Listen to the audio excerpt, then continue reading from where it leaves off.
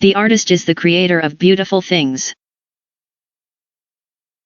To reveal art and conceal the artist is art's aim. The critic is he who can translate into another manner or a new material his impression of beautiful things.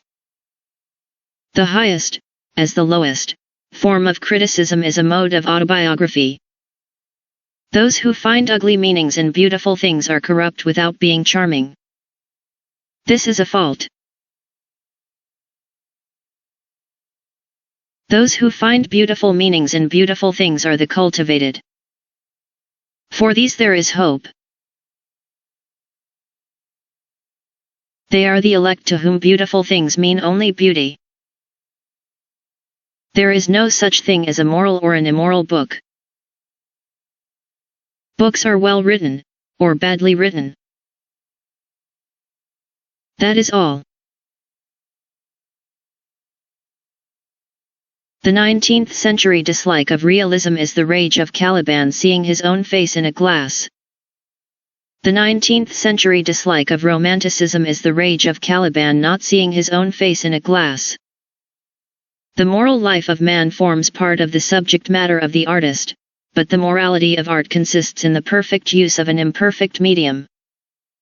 No artist desires to prove anything. Even things that are true can be proved.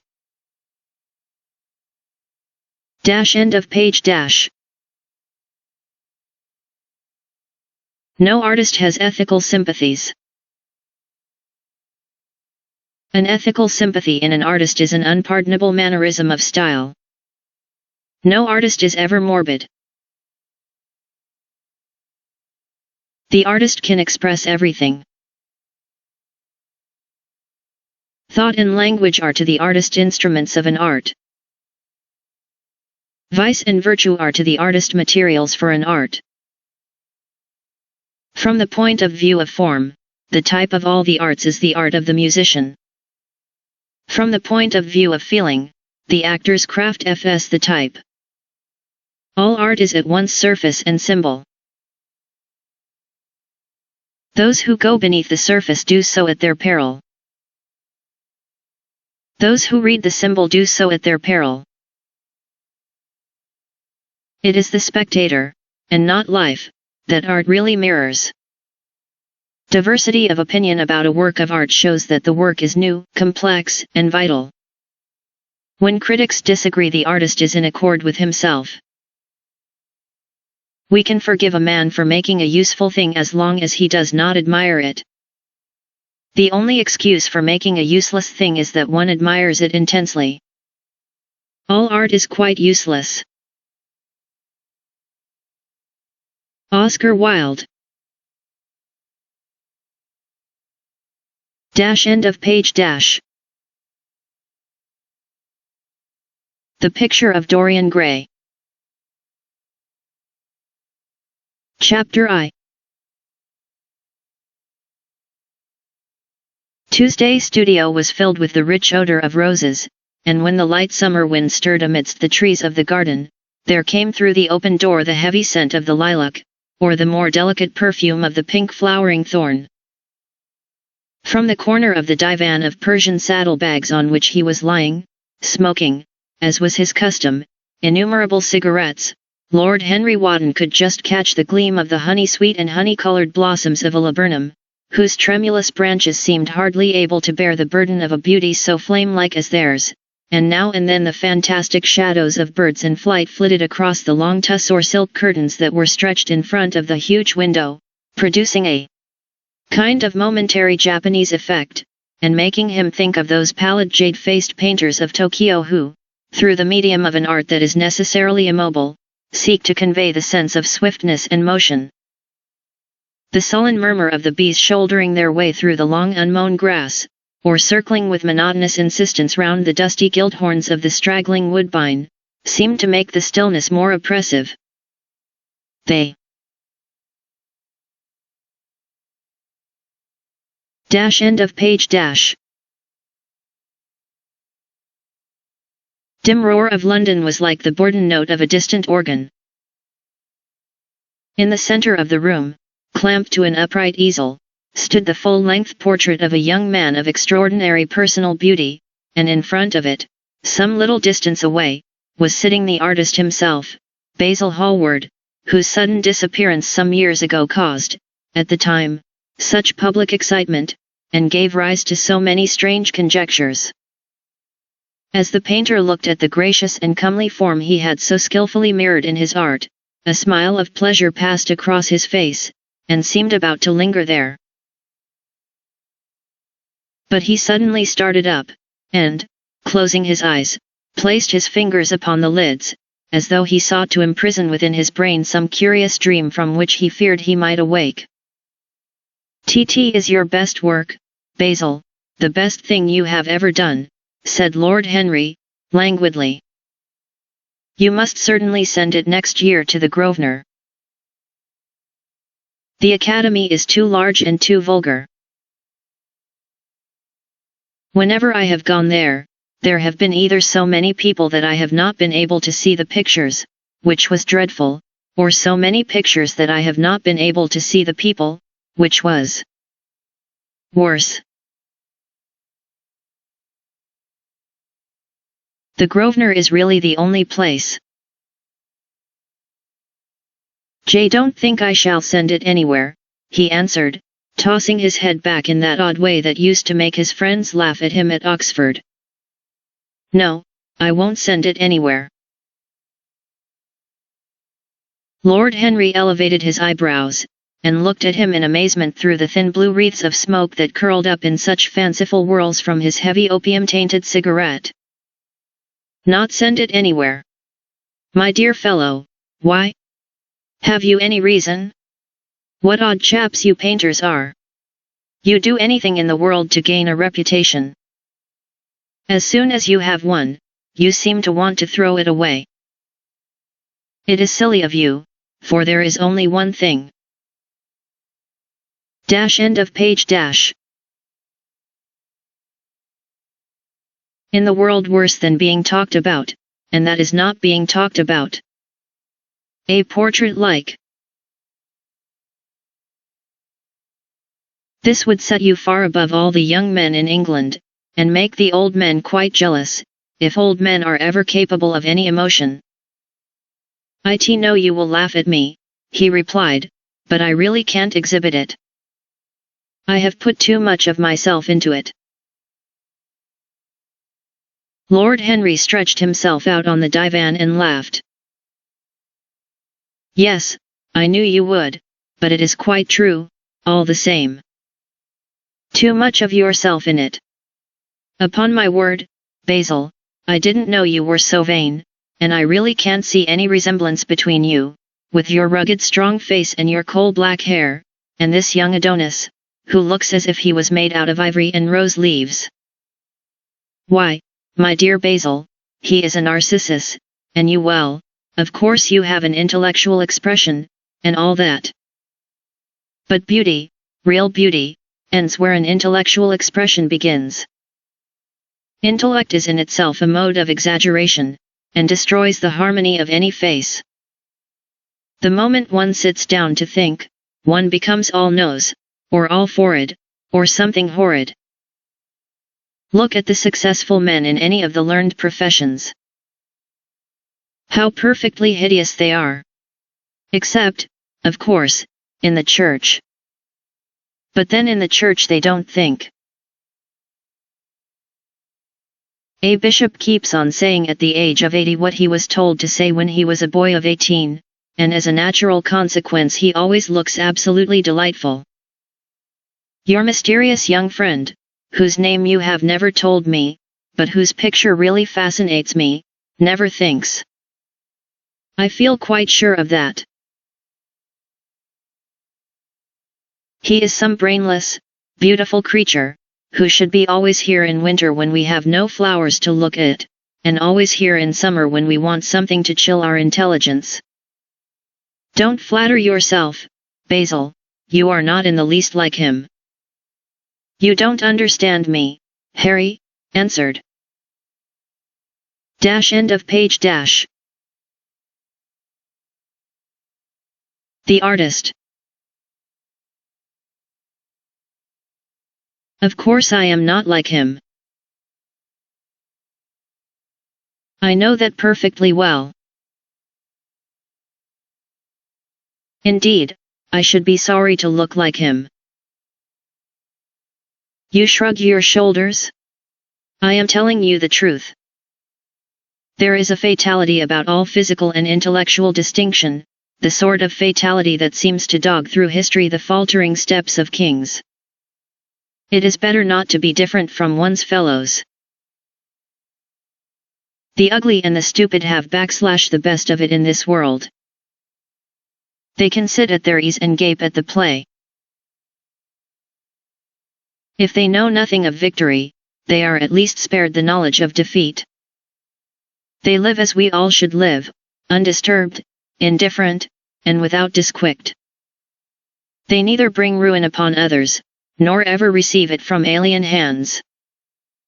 Your rank and wealth, Harry, my brains, such as they are my art, whatever it may be worth, Dorian Gray's good looks, we shall all suffer for what the gods have given us, suffer terribly. Dorian Gray? Is that his name? Asked Lord Henry, walking across the studio towards Basil Hallward. Yes, that is his name. I didn't intend to tell it to you. But why not?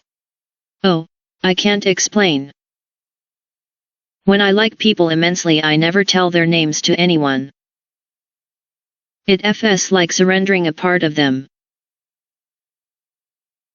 I have grown to love secrecy. It seems to be the one thing that can make modern life mysterious or marvelous to us. The commonest thing is delightful if one only hides it. When I leave town now, I never tell my people where I am going. If I did, I would lose all my pleasure.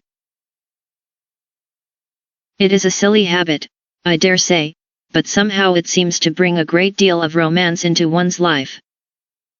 I suppose you think me awfully foolish about it? Not at all, answered Lord Henry, not at all, my dear Basil. You seem to forget that I am married, and the one charm of marriage is that it makes a life of deception absolutely necessary for both parties. End of page. I never know where my wife is, and my wife never knows what I am doing. When we do meet occasionally, when we dine out together, or go down to the Duke's, we tell each other the most absurd stories with the most serious faces. My wife is very good at it, much better, in fact, than I am. She never gets confused over her dates, and I always do. But when she does find me out, she makes no row at all. I sometimes wish she would, but she merely laughs at me. I hate the way you talk about your married wife, Harry, said Basil Hallward, strolling towards the door that led into the garden. I believe that you are really a very good husband, but that you are thoroughly ashamed of your own virtues. You are an extraordinary fellow. You never say a moral thing, and you never do a wrong thing. Your cynicism is simply a pose. Being natural is simply a pose, and the most irritating pose I know, cried Lord Henry, laughing, and the two young men went out into the garden together, and ensconced themselves on a long bamboo seat that stood in the shade of a tall laurel bush. The sunlight slipped over the polished leaves. In the grass, white daisies were tremulous. After a pause, Lord Henry pulled out his watch. I'm afraid I must be going, Basil, he murmured, and before I go, I insist on your answering a question I put to you some time ago. What is that? Said the painter, keeping his eyes fixed on the ground. You know quite well. Do not, Harry. Well, I will tell you what it is. I want you to explain to me why you won't exhibit Dorian Gray's picture. G want the real reason. J told you the real reason. Asterisk no, you did not.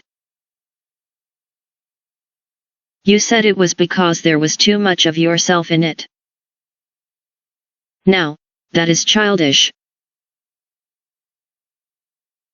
Asterisk Harry, said Basil Hallward, looking him straight. Dash end of page dash.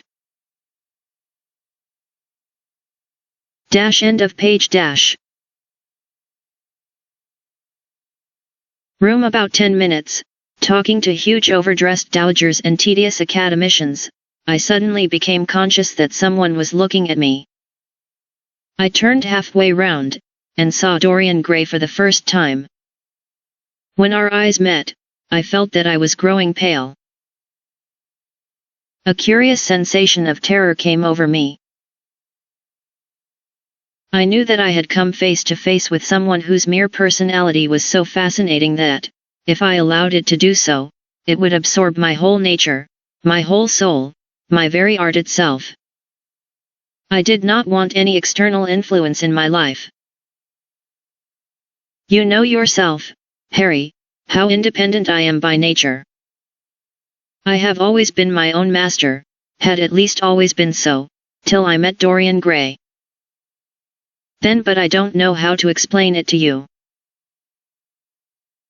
Something seemed to tell me that I was on the verge of a terrible crisis in my life. I had a strange feeling that fate had in store for me exquisite joys and exquisite sorrows. I grew afraid, and turned to quit the room. It was not conscience that made me do so, it was a sort of cowardice. I take no credit to myself for trying to escape. Conscience and cowardice are really the same things, Basil. Conscience is the trade name of the firm. That is all. Don't believe that, Harry, and I don't believe you do either. However, whatever was my motive, and it may have been pride, for I used to be very proud, certainly struggled to the door.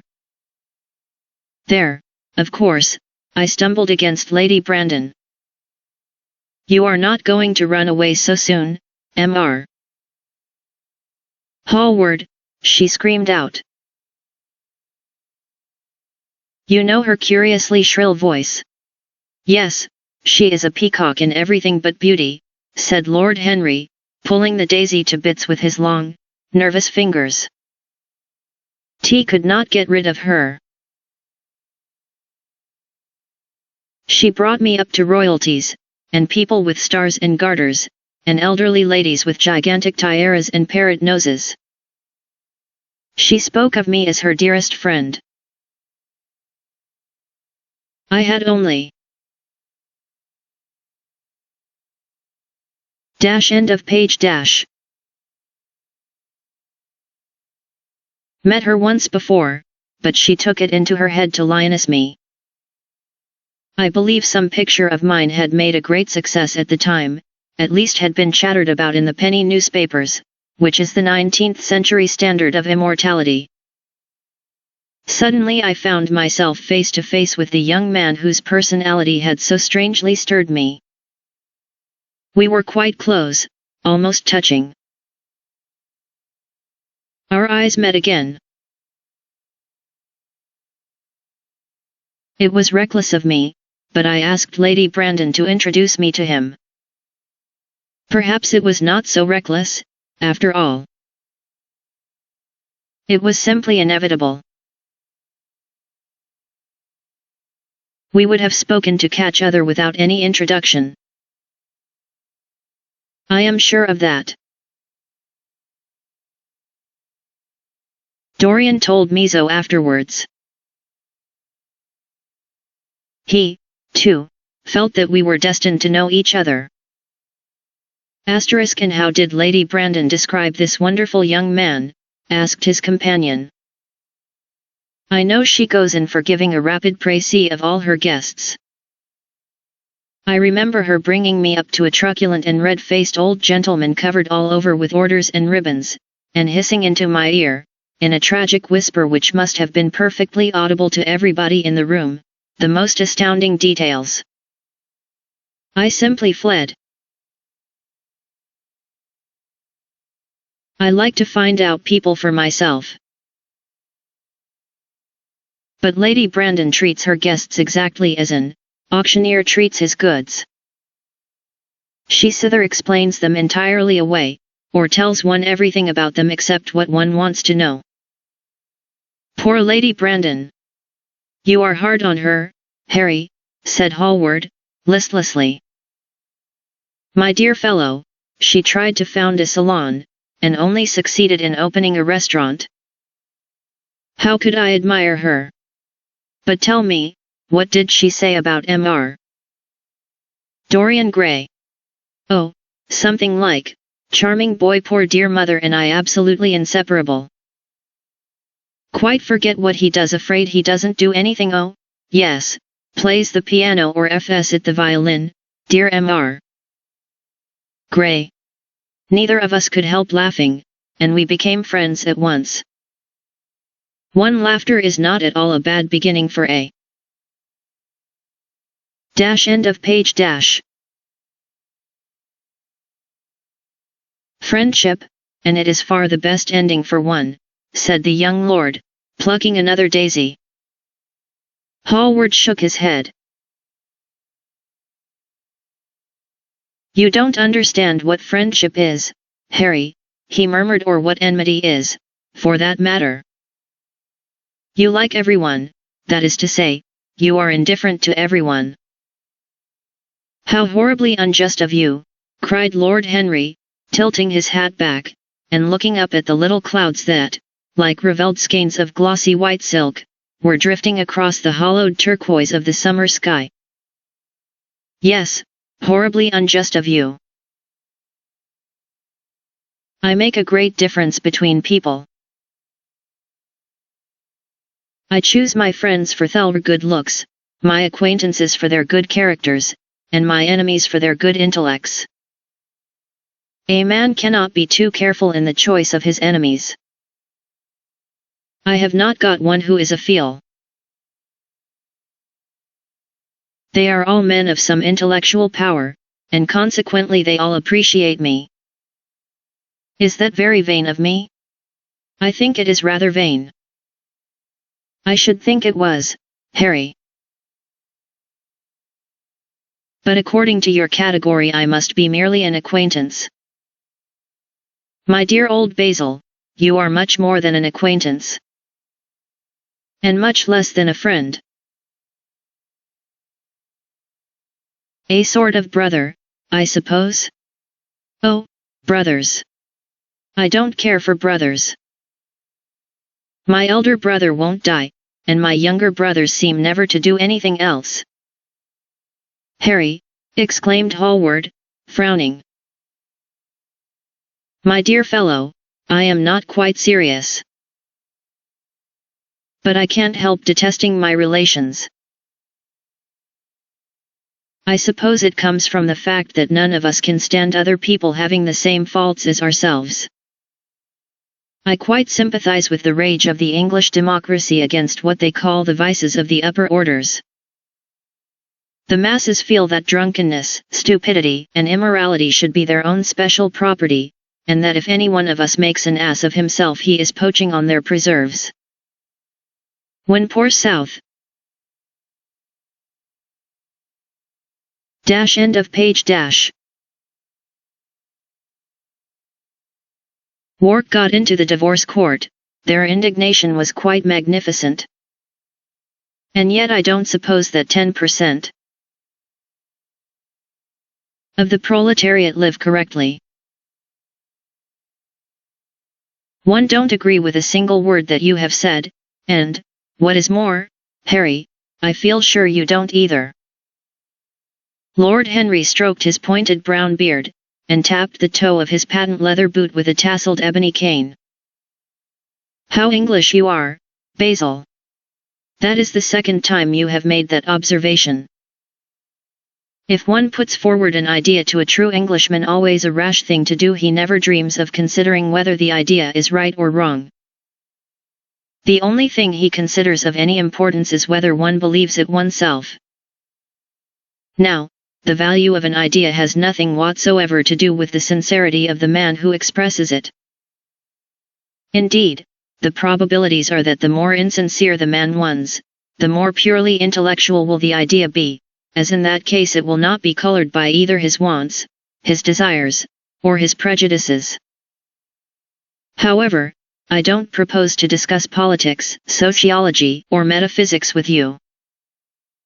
I like persons better than principles, and I like persons with no principles better than anything else in the world.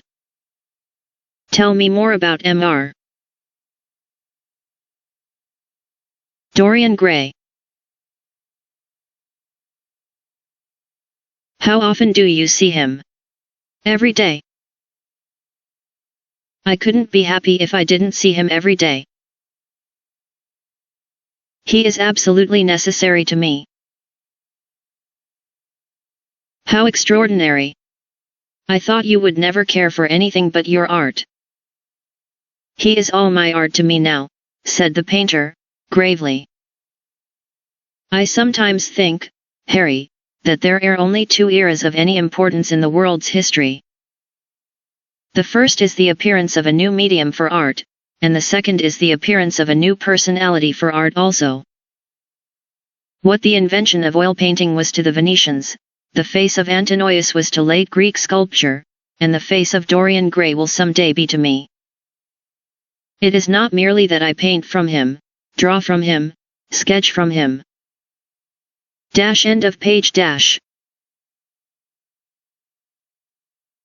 Motive in art. You might see nothing in him. I see everything in him. He is never more present in my work than when no image of him is there. He is a suggestion, as I have said, of a new manner. I find him in the curves of certain lines, in the loveliness and subtleties of certain colors. That is all. Then why won't you exhibit his portrait? Asked Lord Henry. Because, without intending it, I have put into it some expression of all this curious artistic idolatry, of which, of course, I have never cared to speak to him. He knows nothing about it. He shall never know anything about it. But the world might guess it, and I will not bare my soul to their shallow prying eyes. My heart shall never be put under their microscope. There is too much of myself in the thing, Harry, too much of myself. Poets are not so scrupulous as you are. They know how useful passion is for publication. Nowadays a broken heart will run to many editions. Why'd he hate them for it? Cried Hallward. End of page. Motive in art. You might see nothing in him. I see everything in him.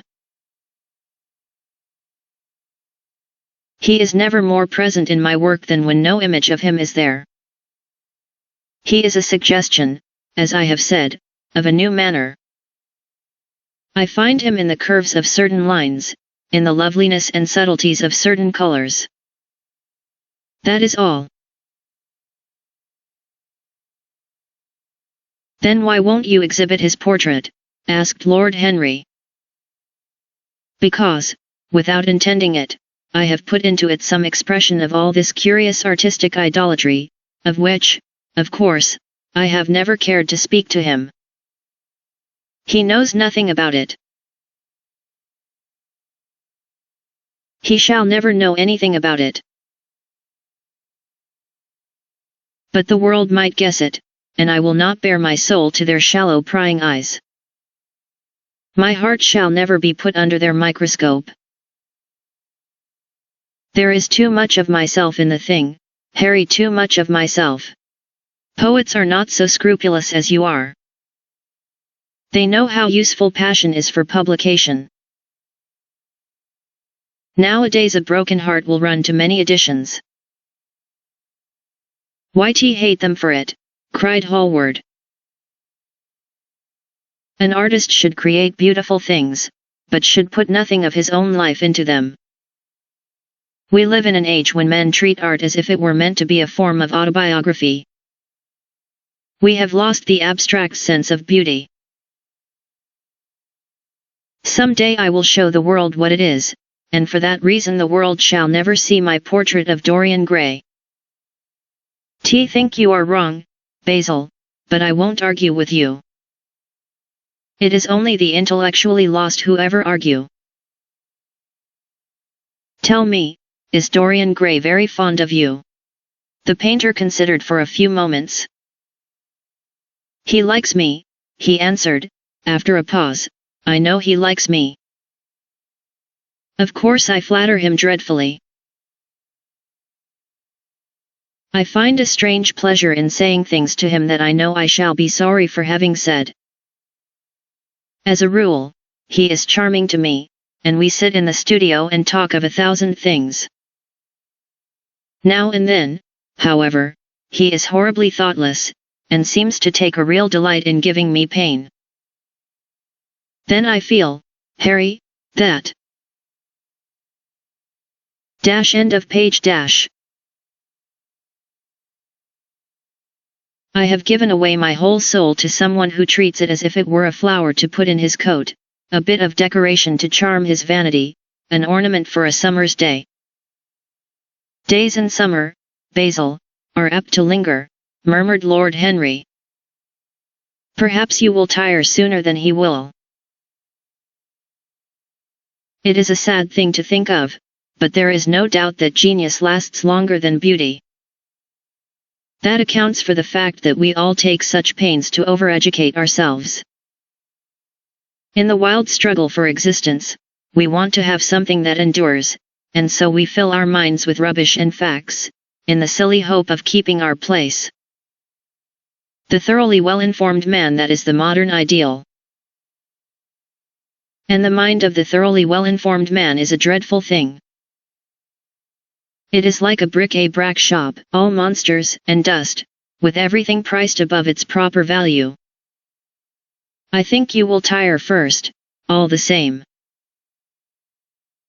Some day you will look at your friend, and he will seem to you to be a little out of drawing, or you won't like his tone of color, or something.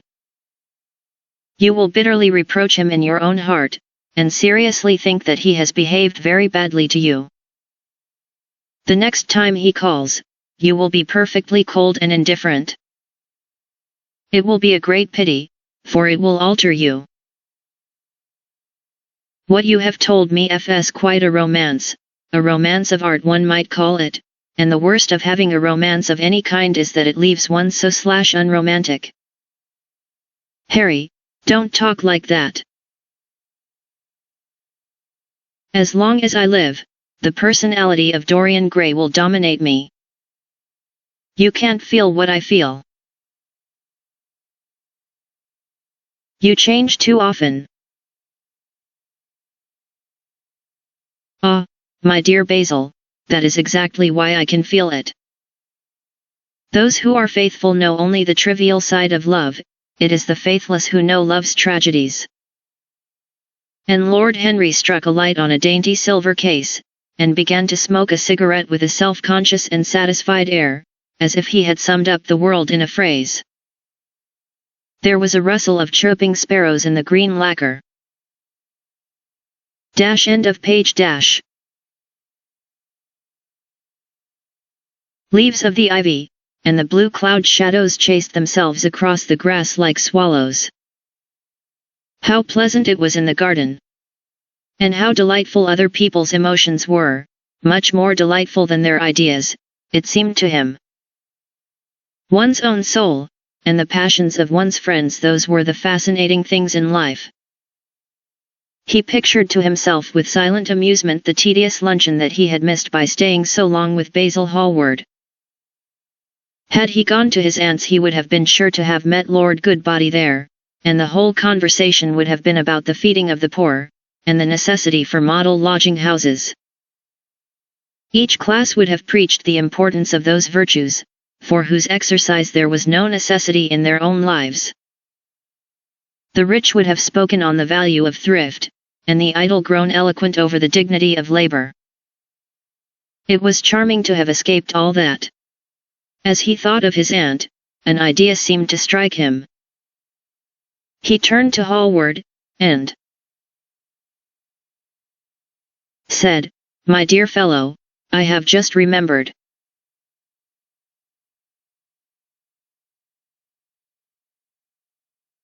"Remembered what, Harry?" "Where I heard the name of Dorian Gray."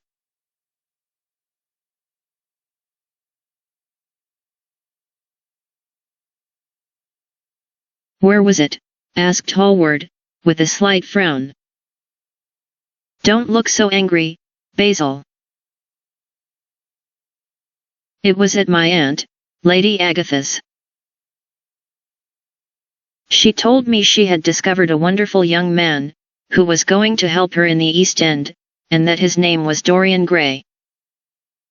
I am bound to state that she never told me he was good-looking. Women have no appreciation of good looks, at least, good women have not. She said that he was very earnest, and had a beautiful nature.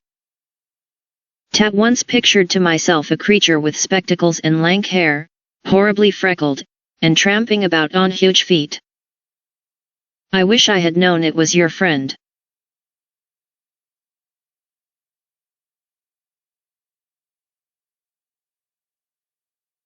"'Tam very glad you didn't, Harry."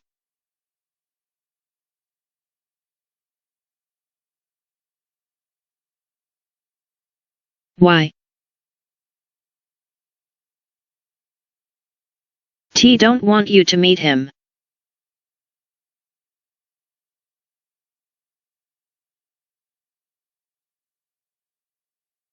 "You don't want me to meet him." Dash end of page dash. No. Mr. "Dorian Gray is in the studio, sir," said the butler, coming into the garden. "You must introduce me now," cried Lord Henry, laughing. The painter turned to his servant, who stood blinking in the sunlight. "Ask Mr. Gray to wait, Parker, I shall be in a few moments." The man bowed, and went up the walk. Then he looked at Lord Henry. "Dorian Gray once my dearest friend," he said. "He has a simple and a beautiful nature. Your aunt was quite right in what she said of him. Don't spoil him. Don't try to influence him. Your influence would be bad. The world is wide, and has many marvelous people in it.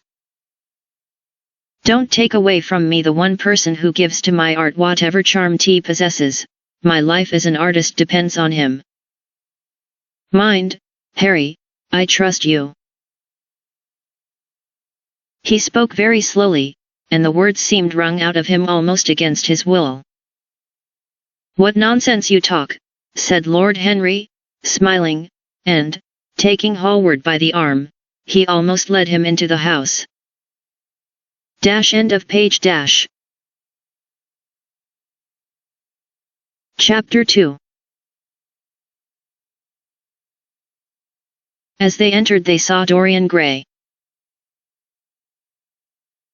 He was seated at the piano, with his back to them, turning over the pages of a volume of Schumann's forest scenes. "You must lend me these, Basil," he cried. "I want to learn them. They are perfectly charming." "That entirely depends on how you sit today, Dorian." "Oh, I am tired of sitting, and I don't want a life-sized portrait of myself," answered the lad, swinging round on the music stool, in a willful, petulant manner. When he caught sight of Lord Henry, a faint blush colored his cheeks for a moment, and he started up. "Beg your pardon, Basil, but I didn't know you had anyone with you." "This is Lord Henry Wotton, Dorian, an old Oxford friend of mine.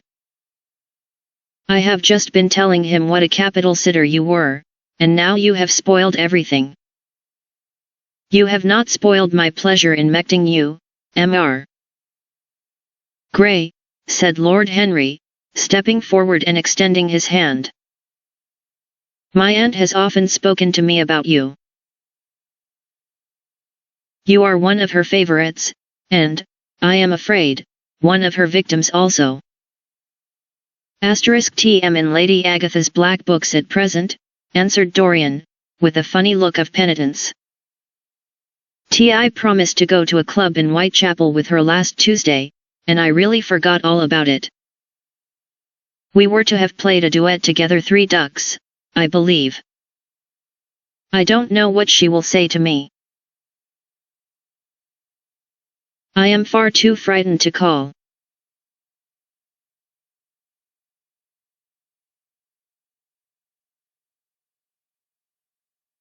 End of page. "Oh, I will make your peace with my aunt. She is quite devoted to you. And I don't think it really matters about your not being there." The audience probably thought it was a duet. When Aunt Agatha sits down to the piano, she makes quite enough noise for two people. That is very horrid to her, and not very nice to me, answered Dorian, laughing. Lord Henry looked at him. Yes, he was certainly wonderfully handsome, with his finely curved scarlet lips, his frank blue eyes, his crisp gold hair. There was something in his face that made one trust him at once. All the candor of youth was there, as well as all youth's passionate purity. One felt that he had kept himself unspotted from the world. No wonder Basil Hallward worshipped him. You are too charming to go in for philanthropy, Mr. Grey, far too charming. And Lord Henry flung himself down on the divan, and opened his cigarette case. The painter had been busy mixing his colors and getting his brushes ready. He was looking worried, and when he heard Lord Henry's last remark he glanced at him, hesitated for a moment, and then said, "Harry, I want to finish this picture today. Would you think it awfully rude of me if I asked you to go away?" Lord Henry smiled, and looked at Dorian Gray. "Am I to go, Mr. Gray?" he asked. "Oh, please don't, Lord Henry. I see that Basil is in one of his sulky moods, and I can't bear him when he sulks. Besides, I want you to tell me why I should not go in for philanthropy." 7 Don't know that I shall tell you that, Mr. Gray. It is so tedious a subject that one would have to talk seriously about it. But I certainly shall not run away, now that you have asked me to stop. You don't really mind, Basil, do you? You have often told me that you liked your sitters to have someone to chat to.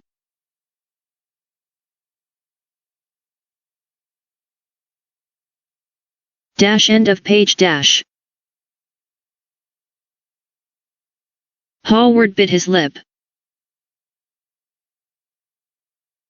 If Dorian wishes it, of course you must stay. Dorian's whims are laws to everybody, except himself. Lord Henry took up his hat and gloves. You are very pressing, Basil, but I am afraid I must go. I have promised to meet a man at the Orleans. Goodbye, Mr. Grey. Come and see me some afternoon in Curzon Street. I am nearly always at home at 5 o'clock. Write to me when you are coming. I should be sorry to miss you. Basil, cried Dorian Gray, if Lord Henry Wotton goes I shall go too. You never open your lips while you are painting, and it is horribly dull standing on a platform and trying to look pleasant. Ask him to stay. I insist upon it. Stay, Harry, to oblige Dorian, and to oblige me, said Hallward, gazing intently at his picture.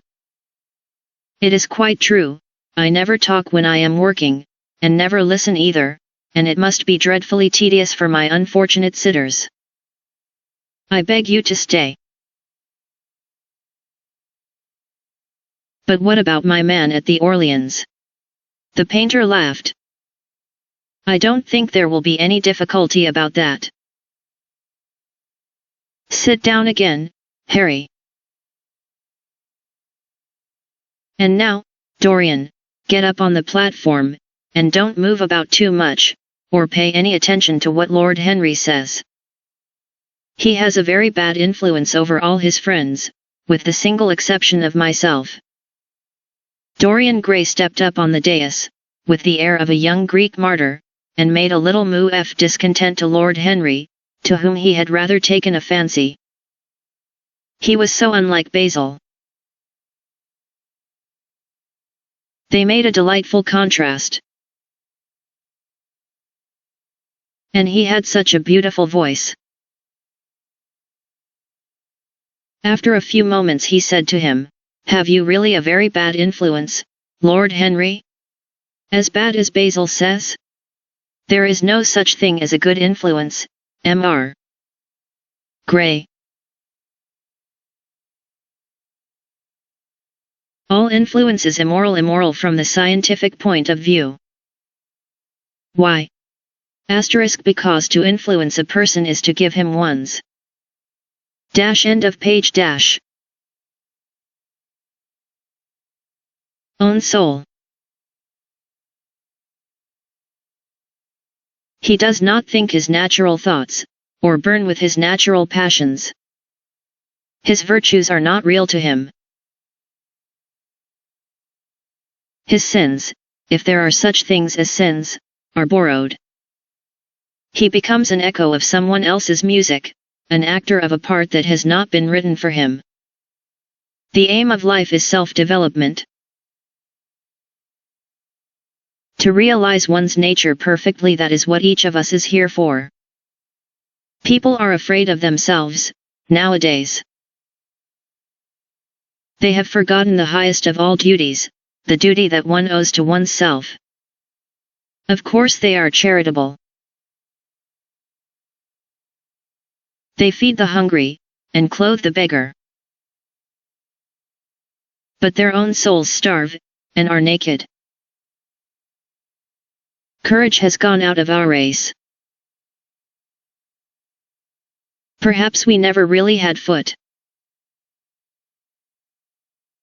The terror of society, which is the basis of morals, the terror of God, which is the secret of religion, these are the two things that govern us. And yet just turn your head a little more to the right, Dorian, like a good boy, said the painter, deep in his work, and conscious only that a look had come into the lad's face that he had never seen there before.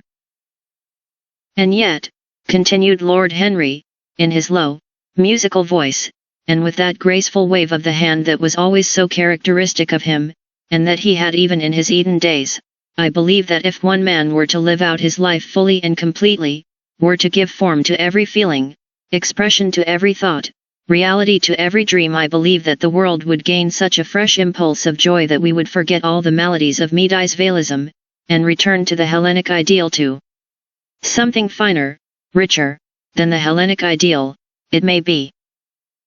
But the bravest man amongst us is afraid of himself. The mutilation of the savage has its tragic survival in the self-denial that mars our lives. We are punished for our refusals. Every impulse that we strive to strangle broods in the mind, and poisons us. The body sins once, and has done with its sin, for action is a mode of purification. Nothing remains then but the recollection of a pleasure, or the luxury. End of page. End of page. Got to work. Up this background, so I will join you later on. Don't keep Dorian too long. I have never been in better form for painting than I am today. This is going to be my masterpiece.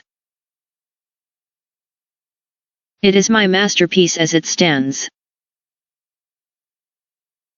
Lord Henry went out to the garden, and found Dorian Gray burying his face in the great cool lilac blossoms, feverishly drinking in their perfume as if it had been wine. He came close to him, and put his hand upon his shoulder. "You are quite right to do that," he murmured. "Nothing can cure the soul but the senses, just as nothing can cure the senses but the soul." The lad started and drew back. He was bareheaded, and the leaves had tossed his rebellious curls and tangled all their gilded threads. There was a look of fear in his eyes, such as people have when they are suddenly awakened. His finely chiseled nostrils quivered, and some hidden nerve shook the scarlet of his lips and left them trembling. "Yes," continued Lord Henry, "that is one of the great secrets of life, to cure the soul by means of the senses, and the senses by means of the soul. You are a wonderful creation. You know more than you think you know, just as you know less than you want to know." Dorian Gray frowned and turned his head away. He could not help liking the tall, graceful young man who was standing by him. His romantic olive-colored face and worn expression interested him. There was something in his low, languid voice that was absolutely fascinating. His cool, white, flower-like hands, even, had a curious charm. They moved, as he spoke, like music, and seemed to have a language of their own. But he felt afraid of him, and ashamed of being afraid. Why had it been left for a stranger to reveal him to himself? He had known Basil Hallward for months, but the friendship between them had never altered him. Suddenly there had come someone across his life who seemed to have. "It is horribly hot in the studio. Basil, let us have something iced to drink, something with strawberries in it." "Certainly, Harry. Just touch the bell, and when Parker comes I will tell him what you want." "I have." End of page. Got to work. Up this background, so I will join you later on. Don't keep Dorian too long. I have never been in better form for painting than I am today. This is going to be my masterpiece. It is my masterpiece as it stands. Lord Henry went out to the garden, and found Dorian Gray burying his face in the great cool lilac blossoms, feverishly drinking in their perfume as if it had been wine. He came close to him, and put his hand upon his shoulder. "You are quite right to do that," he murmured. "Nothing can cure the soul but the senses, just as nothing can cure the senses but the soul." The lad started and drew back. He was bareheaded, and the leaves had tossed his rebellious curls and tangled all their gilded threads. There was a look of fear in his eyes, such as people have when they are suddenly awakened. His finely chiseled nostrils quivered, and some hidden nerve shook the scarlet of his lips and left them trembling. "Yes," continued Lord Henry, "that is one of the great secrets of life, to cure the soul by means of the senses, and the senses by means of the soul. You are a wonderful creation. You know more than you think you know, just as you know less than you want to know." Dorian Gray frowned and turned his head away. He could not help liking the tall, graceful young man who was standing by him. His romantic olive-colored face and worn expression interested him. There was something in his low, languid voice that was absolutely fascinating. His cool, white, flower-like hands, even, had a curious charm. They moved, as he spoke, like music, and seemed to have a language of their own. But he felt afraid of him, and ashamed of being afraid. Why had it been left for a stranger to reveal him to himself? He had known Basil Hallward for months, but the friendship between them had never altered him. Suddenly there had come someone across his life who seemed to have End of page. Disclosed to him life's mystery. And, yet, what was there to be afraid of? He was not a schoolboy or a girl. It was absurd to be frightened. "Let us go and sit in the shade," said Lord Henry. "Parker has brought out the drinks, and if you stay any longer in this glare you will be quite spoiled, and Basil will never paint you again. You really must not allow yourself to become sunburnt. It would be unbecoming." "What can it matter?" crled Dorian Gray, laughing, as he sat down on the seat at the end of the garden. "It should matter everything to you, Mr. Gray." "Why?" "Because you have the most marvelous youth, and youth is the one thing worth having." Don't feel that, Lord Henry." "No, you don't feel it now. Some day, when you are old and wrinkled and ugly, when thought has seared your forehead with its lines, and passion branded your lips with its hideous fires, you will feel it terribly. Now, wherever you go, you charm the world. Will it always be so? You have a wonderfully beautiful face, Mr. Gray. Don't frown. You have. And beauty f's a form of genius is higher, indeed, than genless, as it needs no explanation. It is of the great facts of the world, like sunlight, or springtime, or the reflection in dark waters of that silver shell we call the moon. It cannot be questioned. It has its divine right of sovereignty. It makes princes of those who have it. You smile? Ah! When you have lost it you won't smile. People say sometimes that beauty is only superficial. That may be so. but at least it f's not so superficial as thought s. To me, beauty is the wonder of wonders. It is only shallow people who do not judge by appearances. The true mystery of the world is the visible, not the invisible. Yes, Mr.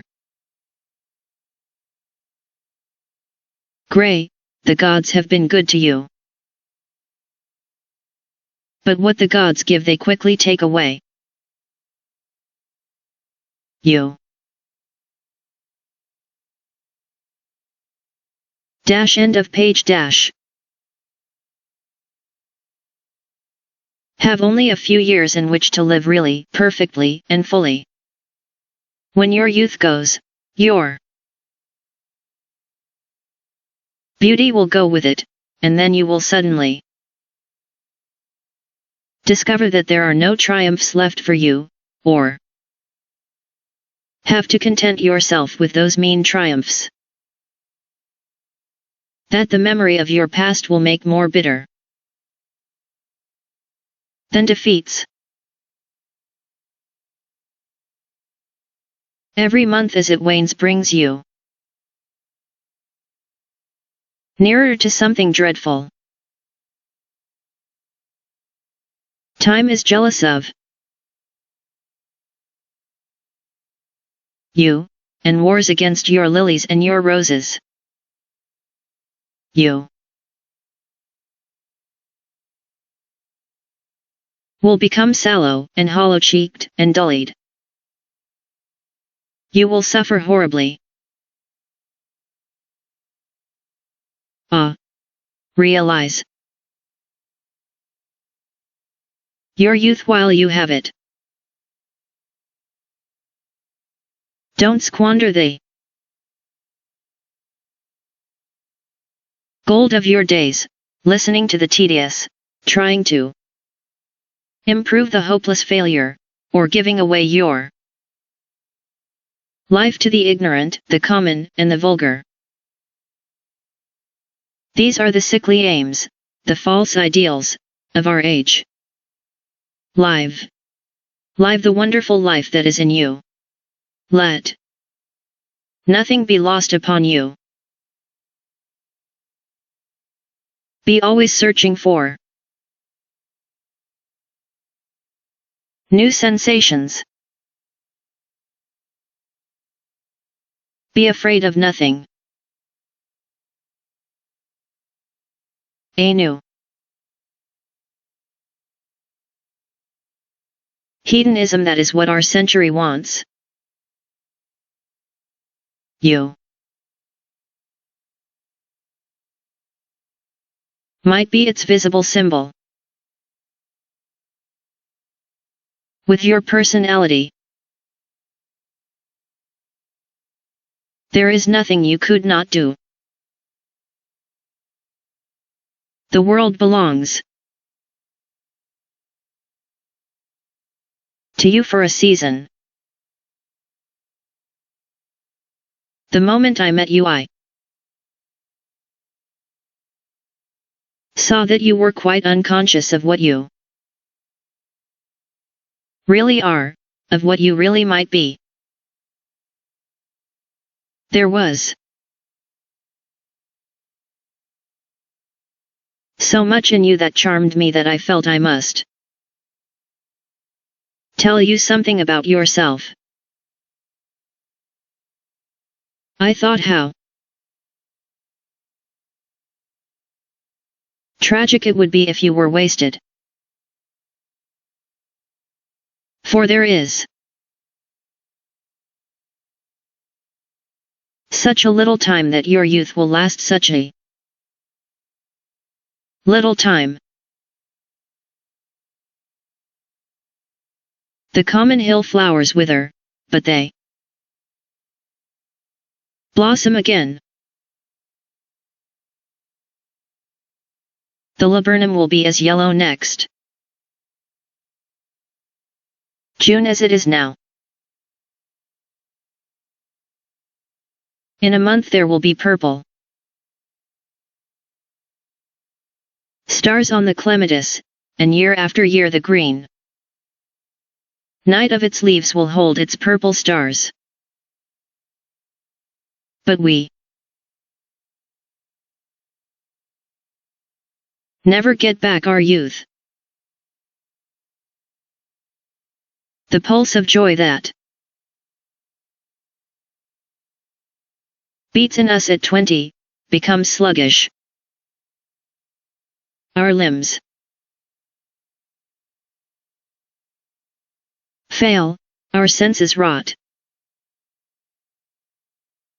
We degenerate into hideous puppets, haunted by the memory of the passions of which we were too much afraid, and the exquisite temptations that we had not the courage to yield to. End of page. Youth. Youth. There is absolutely nothing in the world but youth. Dorian Gray listened, open-eyed and wondering. The spray of lilac fell from his hand upon the gravel. A furry bee came and buzzed round T for a moment. Then it began to scramble all over the oval stellate globe of the tiny blossoms. He watched it with that strange interest in trivial things that we try to develop when things of high import make us afraid, or when we are stirred by some new emotion for which we cannot find expression, or when some thought that terrifies us lays sudden siege to the brain and calls on us to yield. After a time the bee flew away. He saw it creeping into the stained trumpet of a Tyrian convolvulus. The flower seemed to quiver, and then swayed gently to and fro. Suddenly the painter appeared at the door of the studio, and made staccato signs for them to come in. They turned to each other, and smiled. "I am waiting," he cried. "Do come in. The light is quite perfect, and you can bring your drinks." They rose up, and sauntered down the walk together. 2 green and white butterflies fluttered past them, and in the pear tree at the corner of the garden a thrush began to sing. "You are glad you have met me, Mr. Gray," said Lord Henry, looking at him. I am glad now. I wonder shall I always be on always. That is a dreadful word. It makes me shudder when I hear it. Women are so fond of using tea.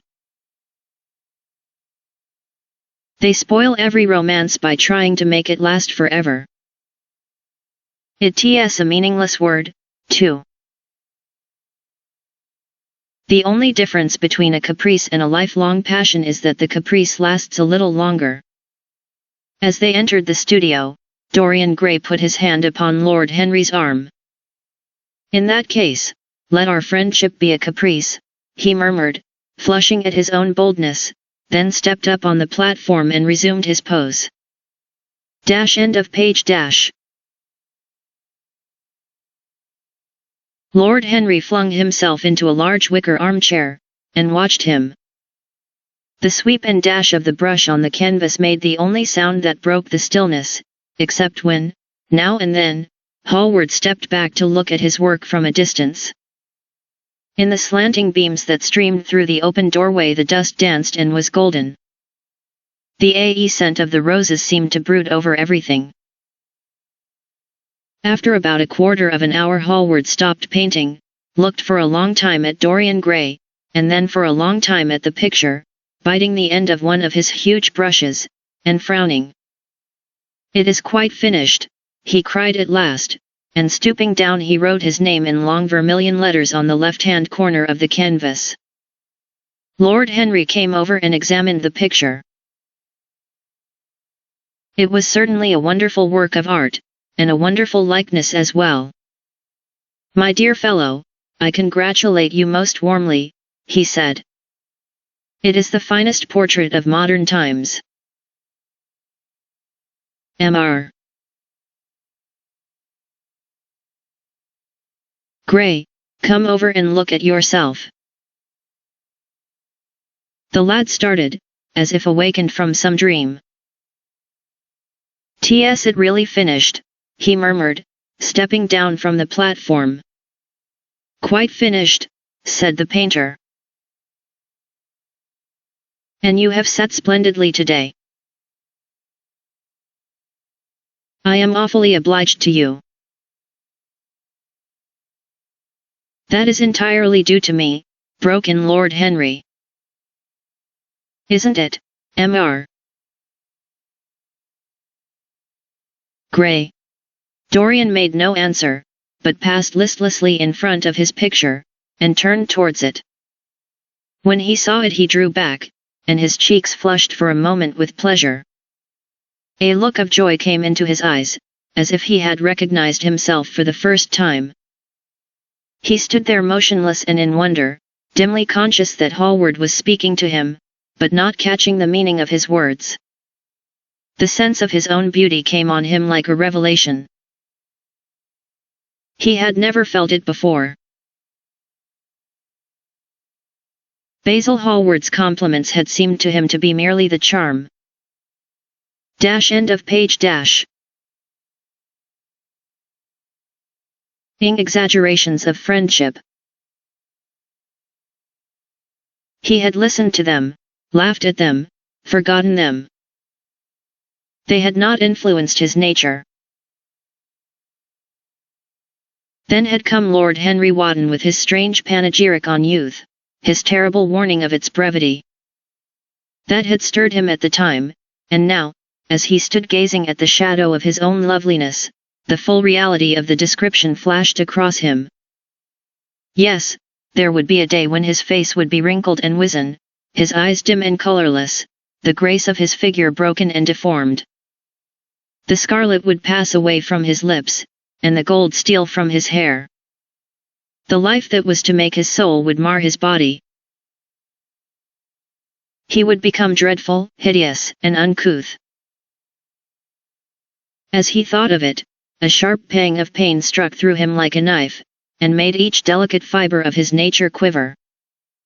His eyes deepened into amethyst, and across them came a mist of tears. He felt as if a hand of ice had been laid upon his heart. "Don't you like it?" cried Hallward at last, stung a little by the lad's silence, not understanding what it meant. "Of course he likes it," said Lord Henry. "Who wouldn't like it? It is one of the greatest things in modern art. I will give you anything you like to ask for it. I must have it."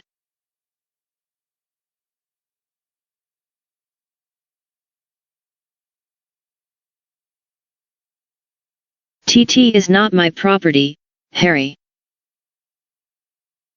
"Whose property is it?" "Dorian's, of course," answered the painter. "He's a very lucky fellow." "How sad it is," murmured Dorian Gray, with his eyes still fixed upon his own portrait. "How sad it is. I shall grow old, and horrible, and dreadful. But this picture will remain always young. It will never be older than this particular day of June. If it were only the other way.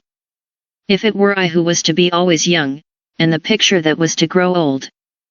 For that I would give everything. Yes, there is nothing in the whole world I would not give would give my soul for that." End of page. "You would hardly care for such an arrangement, Basil," cried Lord Henry, laughing.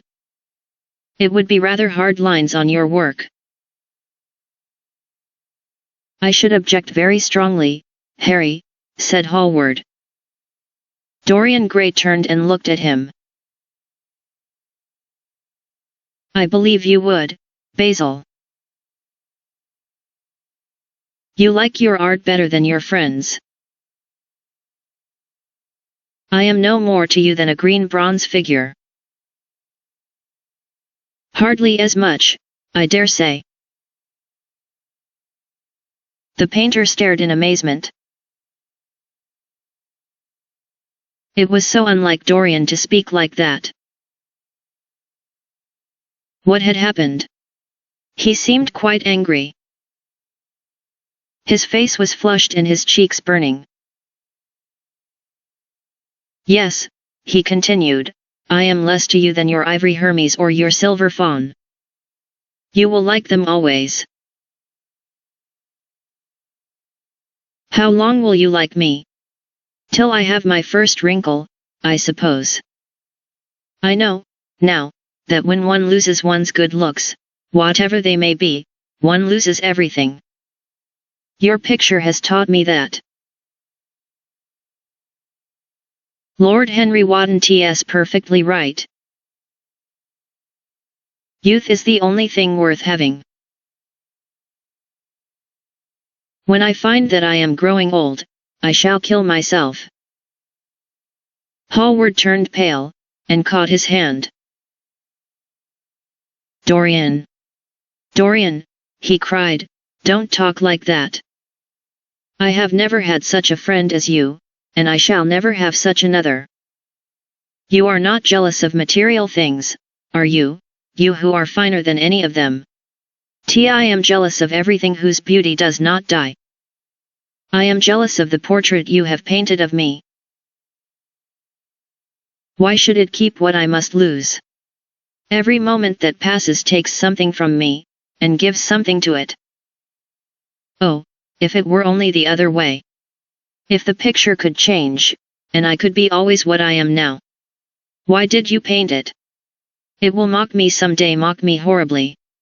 The hot tears welled into his eyes, he tore his hand away, and, flinging himself on the divan, he buried his face in the cushions, as though he was praying. End of page. This is your doing, Harry, said the painter, bitterly. Lord Henry shrugged his shoulders.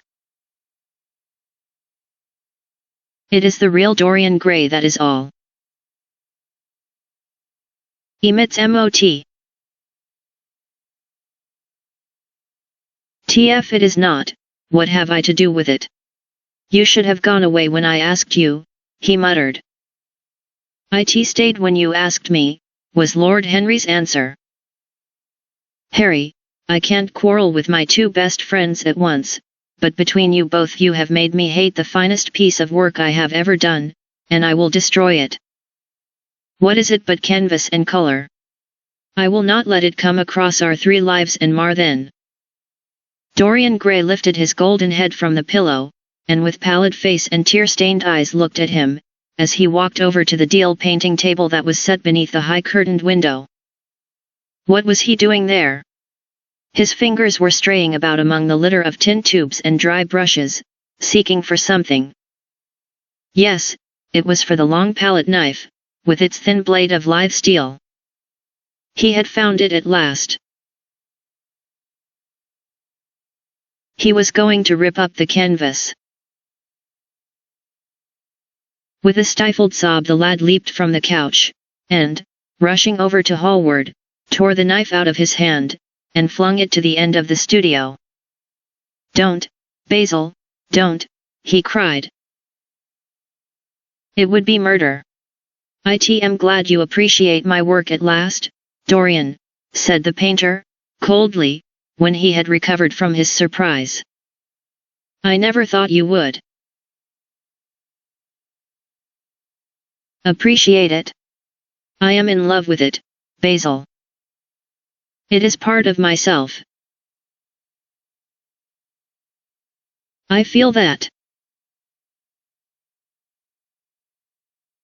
Well, as soon as you are dry, you shall be varnished and framed and sent home. Then you can do what you like with yourself. And he walked across the room and rang the bell for tea. You. End of page. We'll have tea, of course, Dorian. And so will you, Harry? Or do you object to such simple pleasures? I adore simple pleasures, said Lord Henry. They are the last refuge of the complex. But I don't like scenes, except on the stage. What absurd fellows you are, both of you. I wonder who it was defined man as a rational animal. It was the most premature definition ever given. Man is many things, but he is not rational. I am glad he f's not, after all, though I wish you chaps would not squabble over the picture. You had much better let me have it, Basil. This silly boy doesn't really want it, and I really do. If you let anyone have it but me, Basil, I shall never forgive you, cried Dorian Gray, and I don't allow people to call me a silly boy. Asterisk, you know the picture is yours, Dorian. I gave it to you before it existed. And you know you have been a little silly, Mr. Gray, and that you don't really object to being reminded that you are extremely young. Asterisk T should have objected very strongly this morning, Lord Henry. Ah, this morning. You have lived since then. There came a knock at the door, and the butler entered with a laden tea tray and sat it down upon a small Japanese table. There was a rattle of cups and saucers and the hissing of a fluted Georgian urn. 2 globe-shaped china dishes were brought in by a page. Dorian Gray went over and poured out the tea. The 2 men sauntered languidly to the table, and examined what was under the covers. Let us go to the theatre tonight, said Lord Henry. There's sure to be something on, somewhere. I have promised to dine at White's, but at FS only with an old friend, so I can send him a wire to say that I am ill, or that I am prevented from coming in consequence of a subsequent engagement. I think that would be a rather nice excuse, it would have all the surprise of candor.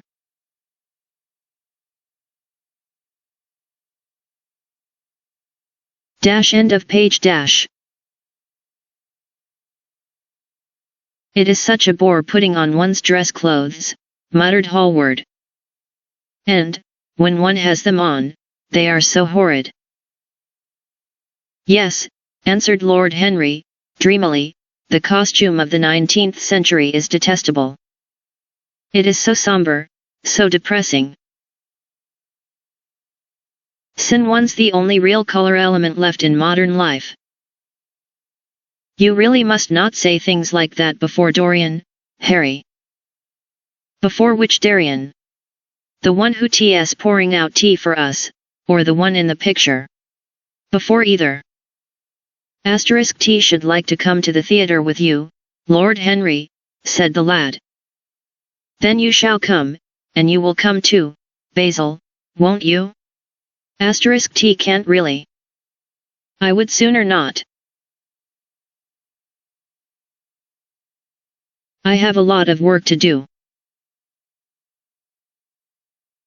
Well, then, you and I will go alone, Mr. Gray. T should like that awfully.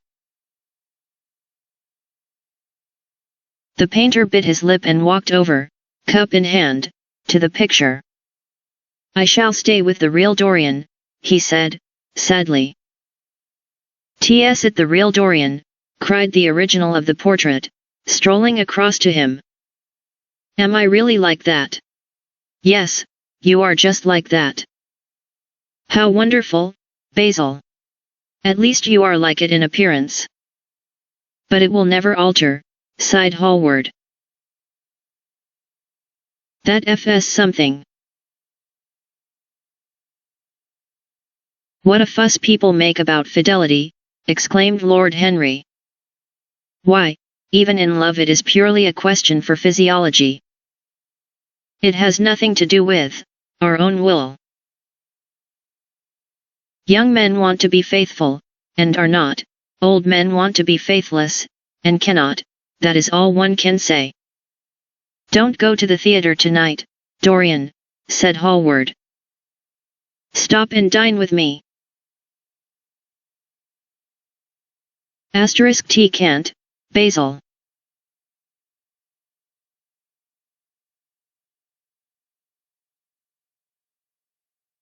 End of page. Why? Because I have promised Lord Henry Wotton to go with him. He won't like you the better for keeping your promises. He always breaks his own. I beg you not to go. Dorian Gray laughed and shook his head. I entreat you. The lad hesitated, and looked over at Lord Henry, who was watching them from the tea table with an amused smile. I must go, Basil, he answered. Nary well, said Hallward, and he went over and laid down his cup on the tray. It is rather late, and, as you have to dress, you had better lose no time. Goodbye, Harry.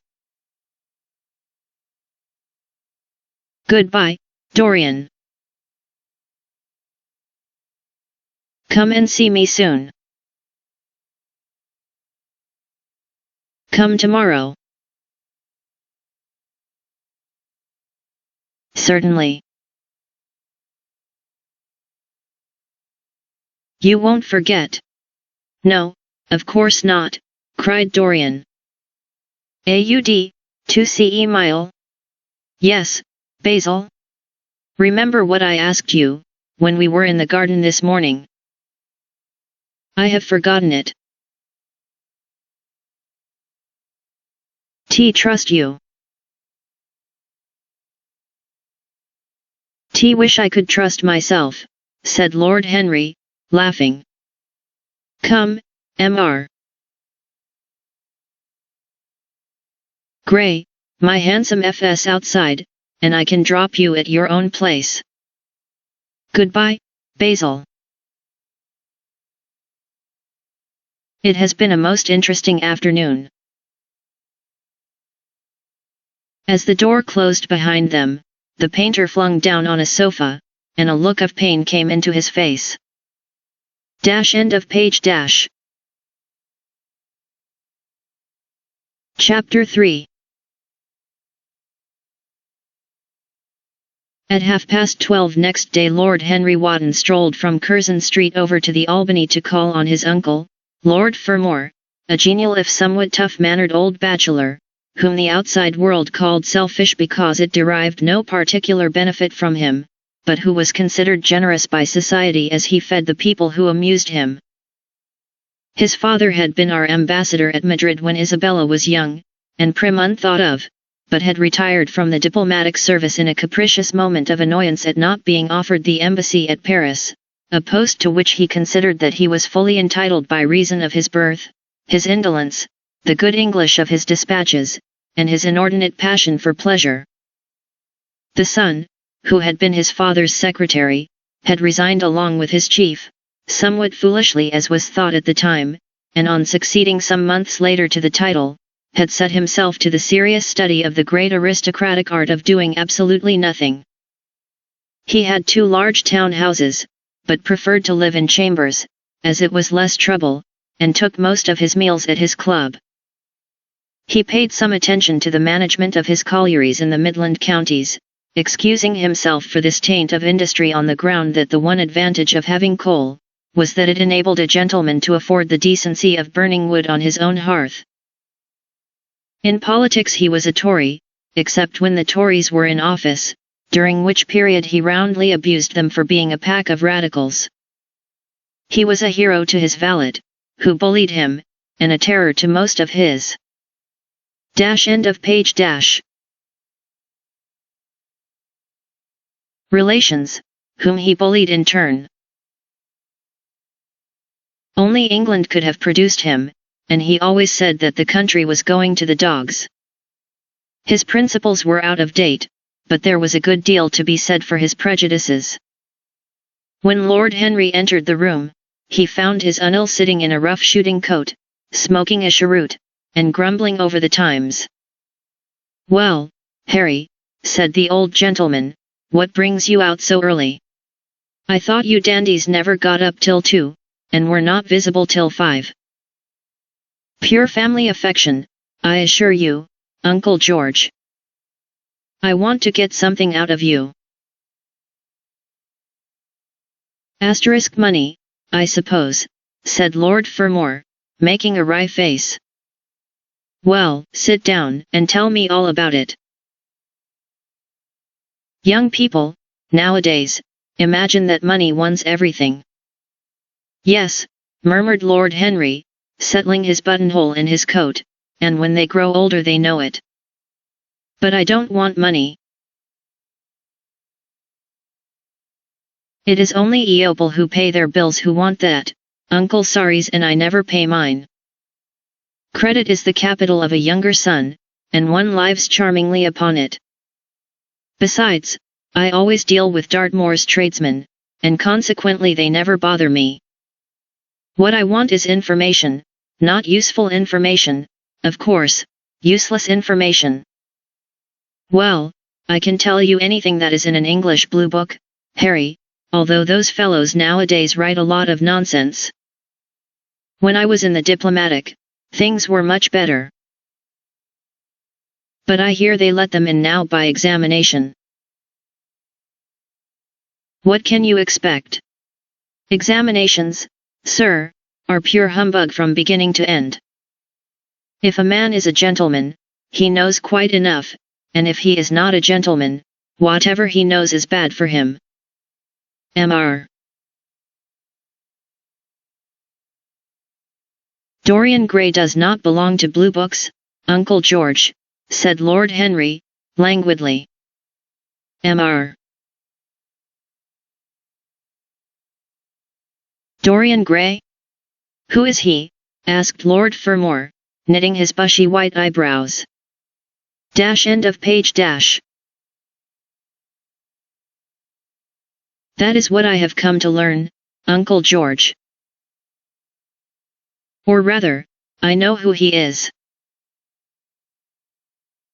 He is the last Lord Kelso's grandson. His mother was a Devereux, Lady Margaret Devereux. I want you to tell me about his mother. What was she like? Whom did she marry? You have known nearly everybody in your time, so you might have known her. I am very much interested in Mr.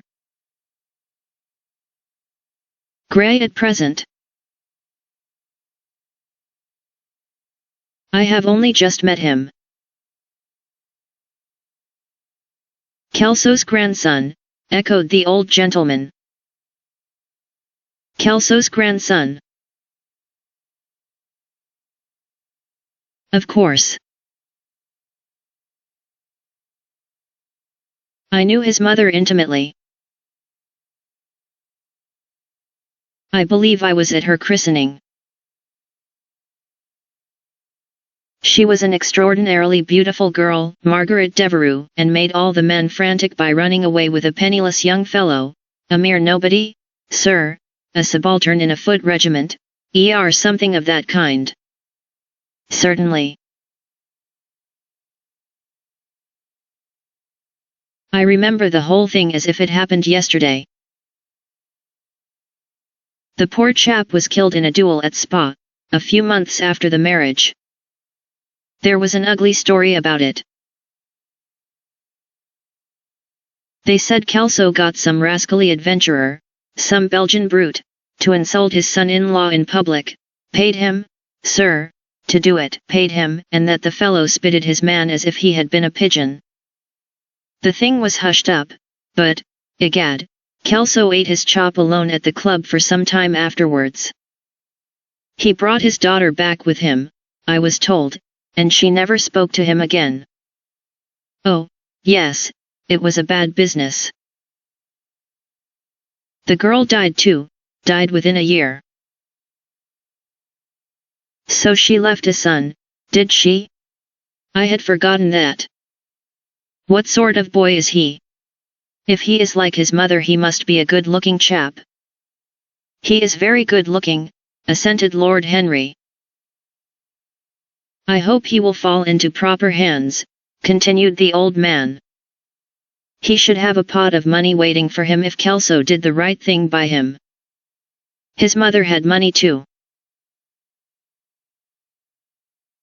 All the Selby property came to her, through her grandfather. Her grandfather hated Kelso, thought him a mean dog. He was, too. Came to Madrid once when I was there. End of page. Egad, I was ashamed of him. The Queen used to ask me about the English noble who was always quarrelling with the cabman about their fares. They made quite a story of it. I didn't dare to show my face at court for a month. I hope he treated his grandson better than he did the Jarvies. Don't know, answered Lord Henry. I'll fancy that the boy will be well off. He is not of age yet. He has Selby, I know. He told me so. And his mother was very beautiful. Margaret Devereux was one of the loveliest creatures I ever saw, Harry. What on earth induced her to behave as she did, I never could understand. She could have married anybody she chose. Carlington was mad after her. She was romantic, though. All the women of that family were. The men were a poor lot, but, egad, the women were wonderful. Carlington went on his knees to her.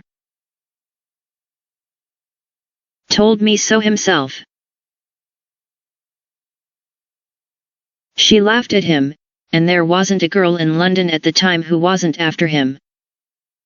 And by the way, Harry, talking about silly marriages, what is this humbug your father tells me about Dartmoor wanting to marry an American? Ain't English girls good enough for him? It is rather fashionable to marry Americans just now, Uncle George. Back English women against the world, Harry, said Lord Fermor, striking the table with his fist. The betting is on the Americans. They don't last, I am told, muttered his uncle.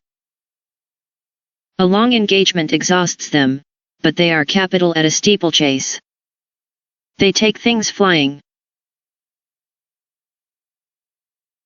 I don't think Dartmoor has a chance.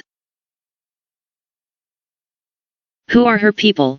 Grumbled the old gentleman. Has she got any? Lord Henry shook his head. American girls are as clever at concealing their parents as English women are at concealing their past, he said, rising to go. They are pork packers, I suppose. End of page. I hope so, Uncle George, for Dartmoor's sake.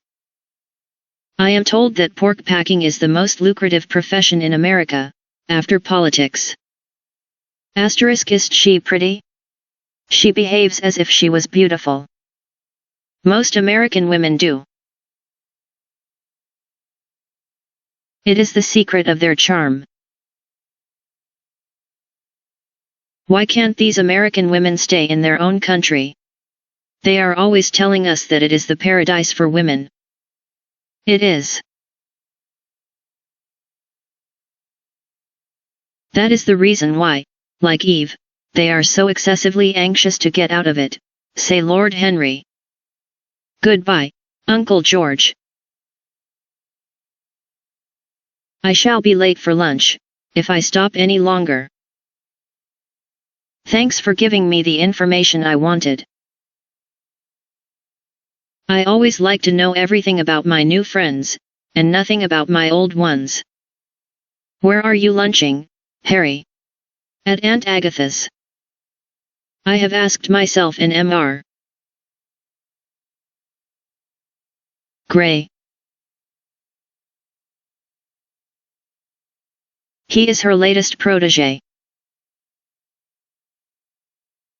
Humph, tell your Aunt Agatha, Harry, not to bother me any more with her charity appeals. I am sick of them. Why, the good woman thinks that I leave nothing to do but to write checks for her silly fads. All right, Uncle George, I'll tell her, but it won't have any effect. Philanthropic people lose all sense of humanity. It is their distinguishing characteristic.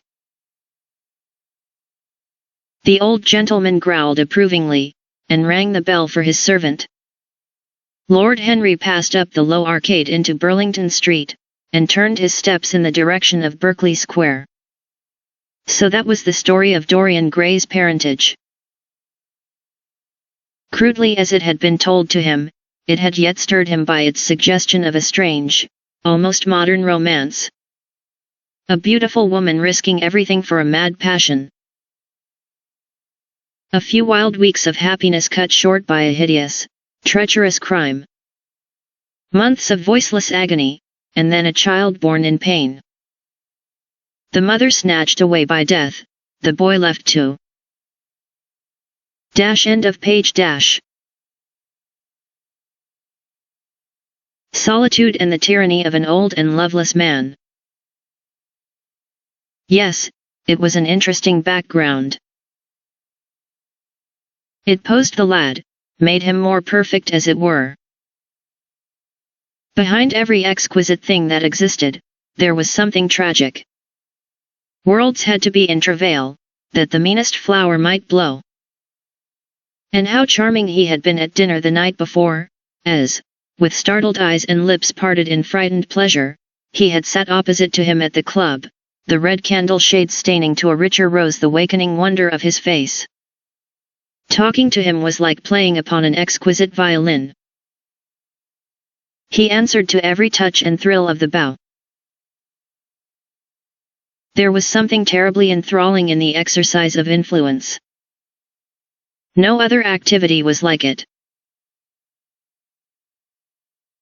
To project one's soul into some caduceus form, and let it tarry there for a moment, to hear one's own intellectual views echoed back to ene with all the added music of passion and youth, to convey one's temperament into another as though it were a subtle fluid or a strange perfume, there was a real joy in that, perhaps the most satisfying joy left to us in an age so limited and vulgar as our own, an age grossly carnal in its pleasures, and grossly common in its aims. He was a marvelous type, too, this lad, whom by so curious a chance he had met in Bezel's studio, or could be fashioned into a marvelous type, at any rate. Grace was his, and the white purity of boyhood, and beauty such as old Greek marbles kept for us. There was nothing that one could not do with him. He could be made a Titan or a toy. What a pity it was that such beauty was destined to fade. And Basil? From a psychological point of view, how interesting he was. The new manner in art, the fresh mode of looking at life, suggested so strangely by the merely visible presence of one who was unconscious of it all, the silent spirit that dwelt in dim woodland, and walked unseen in open field, suddenly showing herself, dry-like and not afraid, because in his soul who sought for her there had been wakened that wonderful. End of page. Vision to which alone are wonderful things revealed, the mere shapes and patterns of things becoming, as it were, refined, and gaining a kind of symbolical value, as though they were themselves patterns of some other and more perfect form whose shadow they made real. How strange it all was! He remembered something like it in history. Was it not Plato, that artist in thought, who had first analyzed it? Was it not Buonarroti who had carved it in the colored marbles of a sonnet sequence? But in our own century it was strange. Yes, he would try to be to Dorian Gray what, without knowing it, the lad was to the painter who had fashioned the wonderful portrait. He would seek to dominate him, had already, indeed, half done so. He would make that wonderful spirit his own. There was something fascinating in this son of love and death. Suddenly he stopped, and glanced up at the houses. He found that he had passed his aunts some distance, and, smiling to himself, turned back. When he entered the somewhat somber hall, the butler told him that they had gone in to lunch. He gave one of the footmen his hat and stick, and passed into the dining room. Late as usual, Harry, cried his aunt, shaking her head at him. He invented a facile excuse, and having taken the vacant seat next to her, looked round to see who was there. Dorian bowed to him shyly from the end of the table, a flush of pleasure stealing into his cheek. Opposite was the Duchess of Harley, a lady of admirable good nature and good temper, much liked by everyone who knew her, and of those ample architectural proportions that in women who are not duchesses are described by contemporary historians as stoutness. Next to her sat, on her right, Sir Thomas Burton, a radical member of Parliament, who followed his leader in public life, and in private life followed the best cooks, dining with the Tories, and thinking with the Liberals, in end of page . Accordance with a wise and well-known rule. The post on her left was occupied by Mr. Erskine of Treedye, an old gentleman of considerable charm and culture, who had fallen, however, into bad habits of silence, having, as he explained once to Lady Agatha, said everything that he had to say before he was 30. His own neighbour was Mrs. Vandala, one of his aunt's oldest friends, a perfect saint amongst women, but so dreadfully dowdy that she reminded one of a badly bound hymn book. Fortunately for him she had on the other side Lord Fodle, a most intelligent middle-aged mediocrity, as bald as a ministerial statement in the House of Commons, with whom she was conversing in that intensely earnest manner which is the one unpardonable error, as he remarked once himself, that all really good people fall into, and from which none of them ever quite escape. "We are talking about poor Dartmoor, Lord Henry," cried the Duchess, nodding pleasantly to him across the table. "Do you think he will really marry this fascinating young person? T believes she has made up her mind to propose to him, Duchess." "How dreadful!" exclaimed Lady Agatha. "Really, someone should interfere." "Tam told, on excellent authority, that her father keeps an American dry goods store," said Sir Thomas Burton, looking supercilious. "My uncle has already suggested pork packing, Sir Thomas." "Dry goods? What are American dry goods?" asked the Duchess, raising her large hands in wonder, and accentuating the verb. "American novels," answered Lord Henry, helping himself to some quail.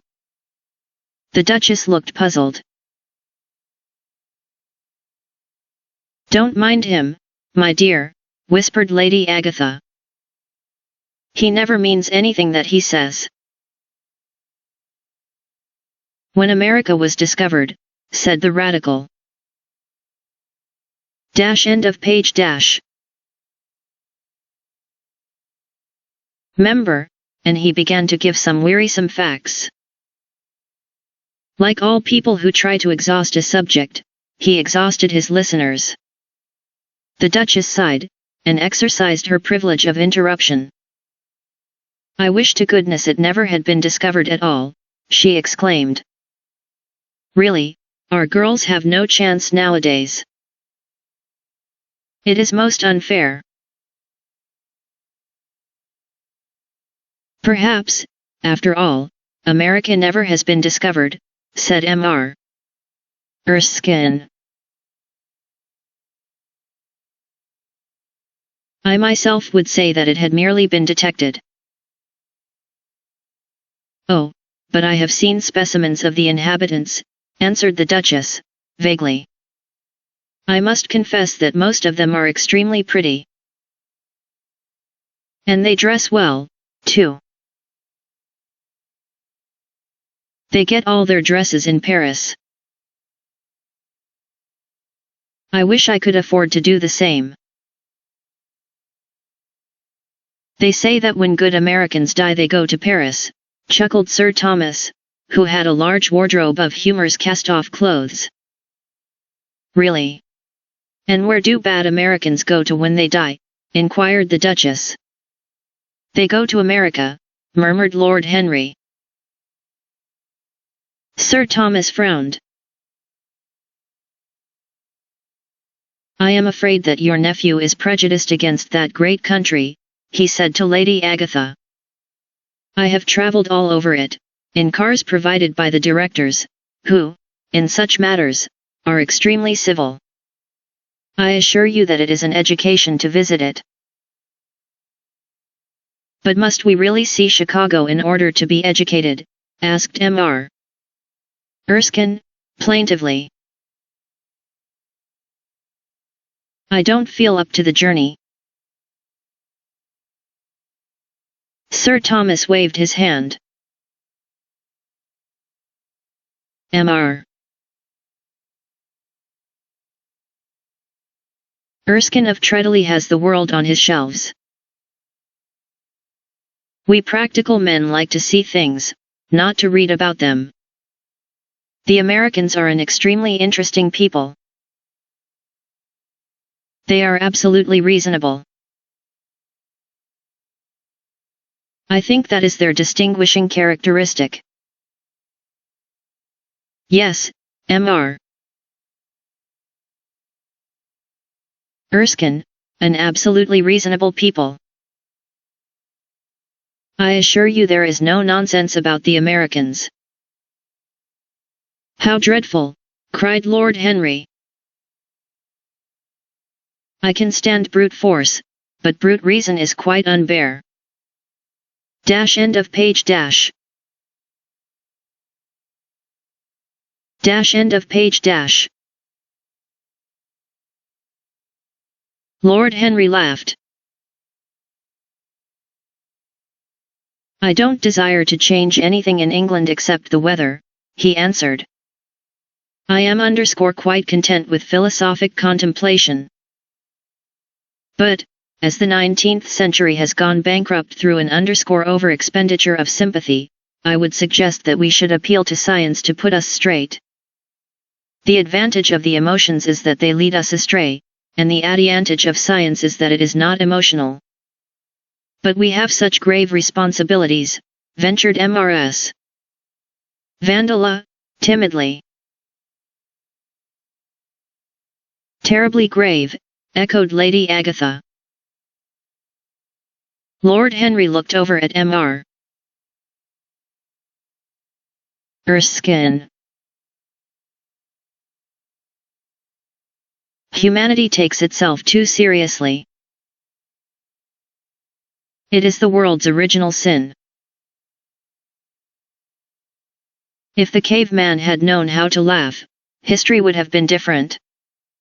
You are really very comforting, warbled the Duchess. I have always felt rather guilty when I came to see your dear aunt, for I take no interest at all in the East End. For the future I shall be able to look her in the face without a blush. A blush is very König, Duchess, remarked Lord Henry. Only when one is young, she answered. When an old woman like myself blushes, it is a very bad sign. Ah! Lord Henry, I wish you would tell me how to become young again. He thought for a moment. Can you remember any great error that you committed in your early days, Duchess? He asked, looking at her across the table. A great many, I fear, she cried. Then commit them over again, he said, gravely. To get back one's youth, one has merely to repeat one's follies. A delightful theory, she exclaimed. I must put it into practice. A dangerous theory, came from Sir Thomas's tight lips. Lady Agatha shook her head, but could not help being amused. Mr.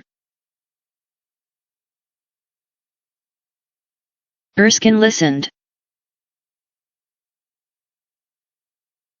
End of page. Yes, he continued, that is one of the great secrets of life. Nowadays most people die of a sort of creeping common sense, and discover when it is too late that the only things one never regrets are one's mistakes. A laugh ran round the table. He played with the idea, and grew wilful, tossed it into the air and transformed it, let it escape and recaptured it, made it iridescent with fancy, and winged foot with paradox. The praise of folly, as he went on, soared into a philosophy, and philosophy herself became young, and catching the mad music of pleasure, wearing, one might fancy, her wine-stained robe and wreath of ivy, danced like a bacchante over the hills of life, and mocked the slow Silenus for being sober.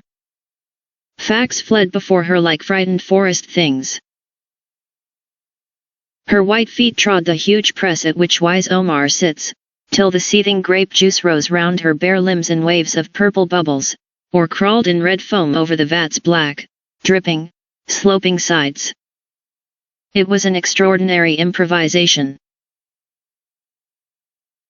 He felt that the eyes of Dorian Gray were fixed on him, and the consciousness that amongst his audience there was one whose temperament he wished to fascinate, seemed to give his wit keenness, and to lend color to his imagination. He was brilliant, fantastic, irresponsible. He charmed his listeners out of themselves, and they followed his pipe laughing. Dorian Gray never took his gaze off him, but sat like one under a spell, smiles chasing each other over his lips, and wonder growing grave in his darkening sighs. At last, liveried in the costume of the age, reality entered the room in the shape of a servant to tell the Duchess that her carriage was waiting. She wrung her hands in mock despair. How annoying, she cried. I must go. I have to call for my husband at the club, to take him to some absurd meeting at Willis's rooms, where he is going to be FN the chair. If I am late, he is sure to be furious. End of page. And I couldn't have a scene in this bonnet. It is far too fragile. A harsh word would ruin it. No, I must go, dear Agatha.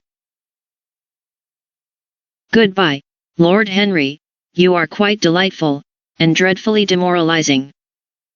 I am sure I don't know what to say about your views. You must come and dine with us some night. Tuesday. Day? Are you disengaged Tuesday? For you I would throw over anybody, Duchess, said Lord Henry, with a bow. Ah, that is very nice, and very wrong of you, she cried, so mind you come, and she swept out of the room, followed by Lady Agatha and the other ladies. When Lord Henry had sat down again, Mr. Erskine moved round, and taking a chair close to him, placed his hand upon his arm. You talk books away, he said, why don't you write one? I am too fond of reading books to care to write them, Mr. Erskine. I should like to write a novel certainly, a novel that would be as lovely as a Persian carpet, and as unreal. But there is no literary public in England for anything except newspapers, primers, and encyclopedias. Of all people in the world, the English have the least sense of the beauty of literature. I fear you are right, answered Mr. Erskine. Myself used to have literary ambitions, but I gave them up long ago. And now, my dear young friend, if you will allow me to call you so, may I ask if you really meant all that you said to us at lunch? I quite forget what I said, smiled Lord Henry. Was it all very bad? Very bad indeed. In fact, I consider you extremely dangerous, and if anything happens to our good Duchess, we shall all look on you as being primarily responsible. But I should like to talk to you about life. The generation into which I was born was tedious. Some day, when you are tired of London, come down to Treadley, and expound. End of page. To me your philosophy of pleasure over some admirable Burgundy I am fortunate enough to possess. Shall be charmed. A visit to Treadley would be a great privilege. It has a perfect host, and a perfect library. You will complete it, answered the old gentleman, with a courteous bow. And now I must bid good-bye to your excellent aunt. I am due at the Athenaeum. It is the hour when we sleep there. All of you, Mr. Erskine. 40 of us, in 40 armchairs. We are practising for an English Academy of Letters. Lord Henry laughed, and rose. I am going to the park, he cried. As he was passing out of the door, Dorian Gray touched him on the arm. Let me come with you, he murmured. But I thought you had promised Basil Hallward to go and see him, answered Lord Henry. Would sooner come with you. Yes, I feel I must come with you. Do let me. And you will promise to talk to me all the time? No one talks so wonderfully as you do. Ah. I have talked quite enough for today, said Lord Henry, smiling. All I want now is to look at life. You may come and look at it with me, if you care to.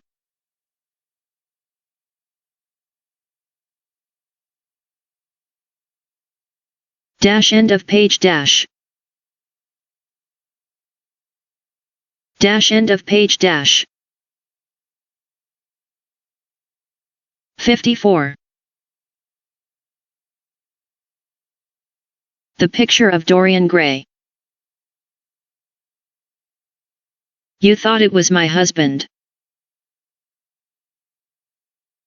It is only his wife. You must let me introduce myself.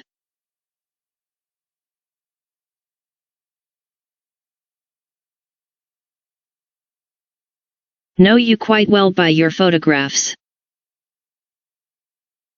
I think. My husband has got 17 of them.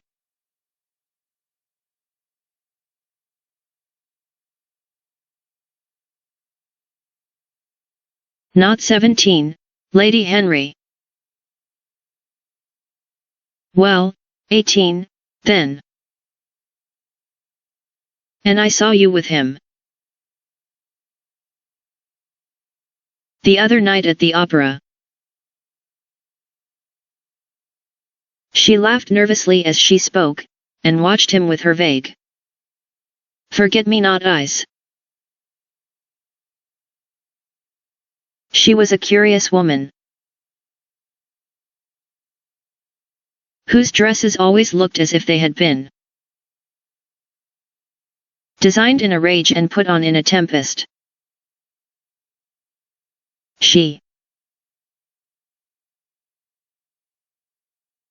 was usually in love with somebody, and, as her passion was never returned, she had kept all her illusions.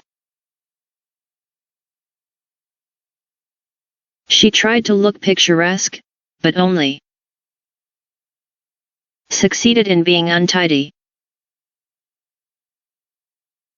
Her name was Victoria,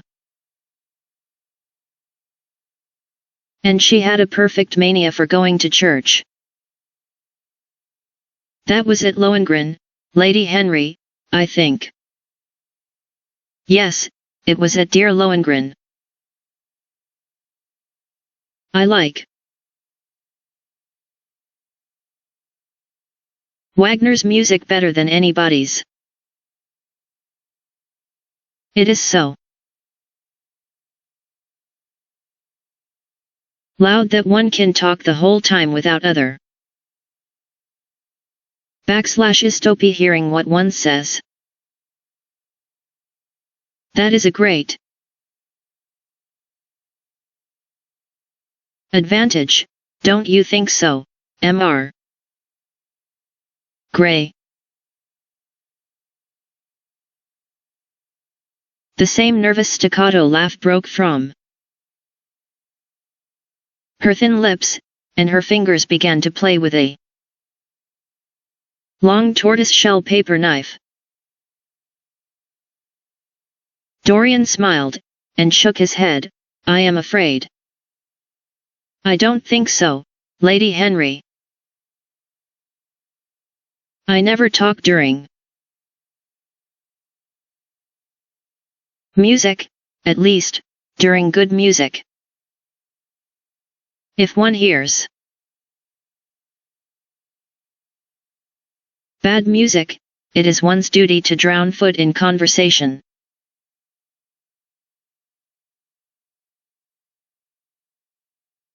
Ah, that is one of Harry's views, isn't it, Mr. Gray? I always hear Harry's views from his friends. It is the only way I get to know of them. But you must not think I don't like good music. I adore it. But I am afraid of it. It makes me too romantic. I have simply worshipped pianists two at a time. Sometimes, Harry tells me, I don't know what it is about them. Perhaps it is that they are foreigners. They all are, ain't they? Even those that are born in England become foreigners after a time, don't? End of page. They? It is so clever of them, and such a compliment to art. Makes food quite cosmopolitan, doesn't it? You have never been to any of my parties, have you, Mr. Gray? You must come. I can't afford orchids, but I spare no expense in foreigners. They make one's rooms look so picturesque. But here is Harry. Harry, I came in to look for you, to ask you something. I forget what it was, and I found Mr. Gray here. We have had such a pleasant chat about music. We have quite the same ideas.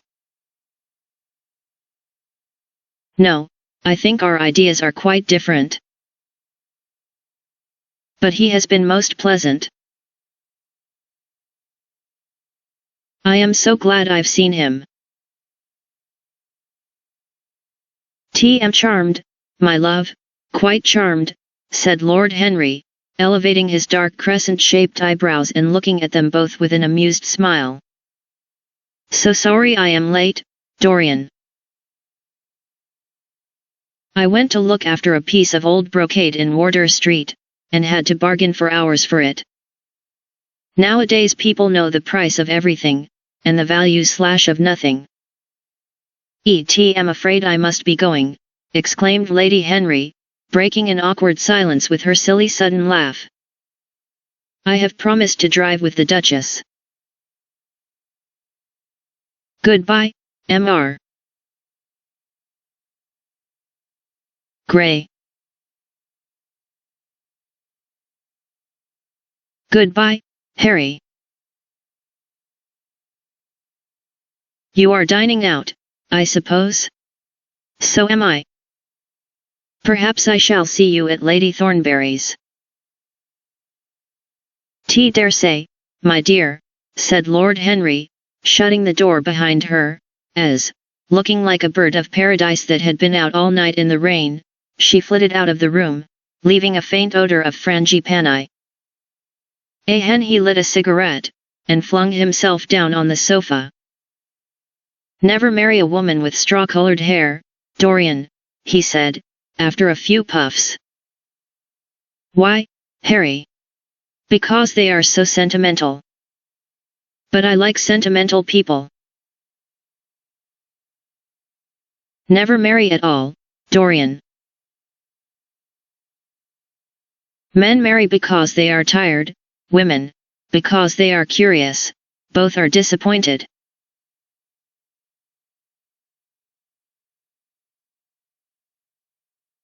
End of page. I don't think I am likely to marry, Henry. I am too much in love. That is one of your aphorisms.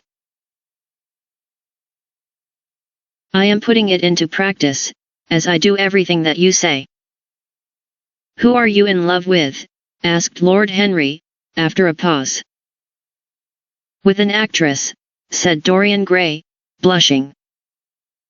Lord Henry shrugged his shoulders. That is a rather commonplace debut.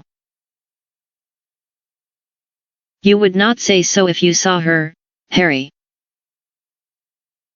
Who is she? Her name is Sybil Vane. Never heard of her. No one has. People will someday, however.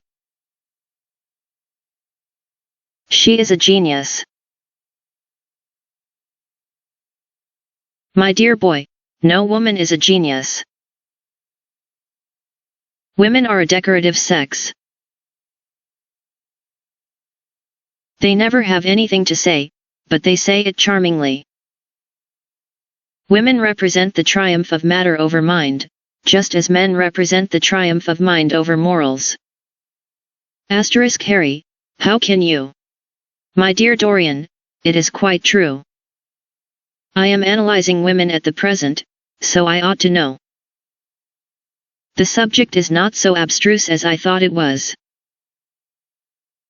I find that, ultimately, there are only two kinds of women, the plain and the colored. The plain women are very useful. If you want to gain a reputation for respectability, you have merely to take them down to supper. The other women are very charming.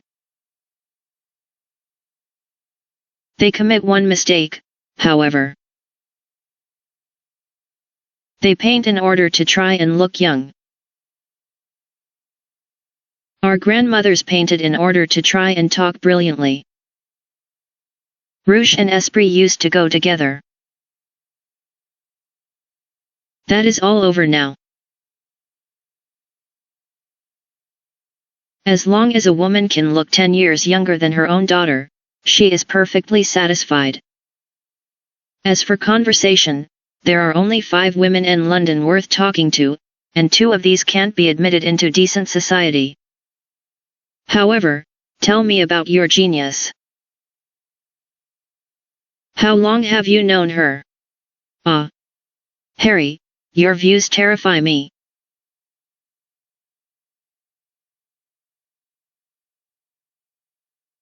End of page. Never mind that. How long have you known her?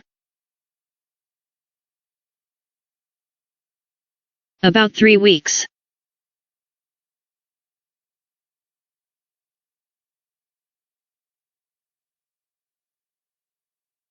And where did you come across her?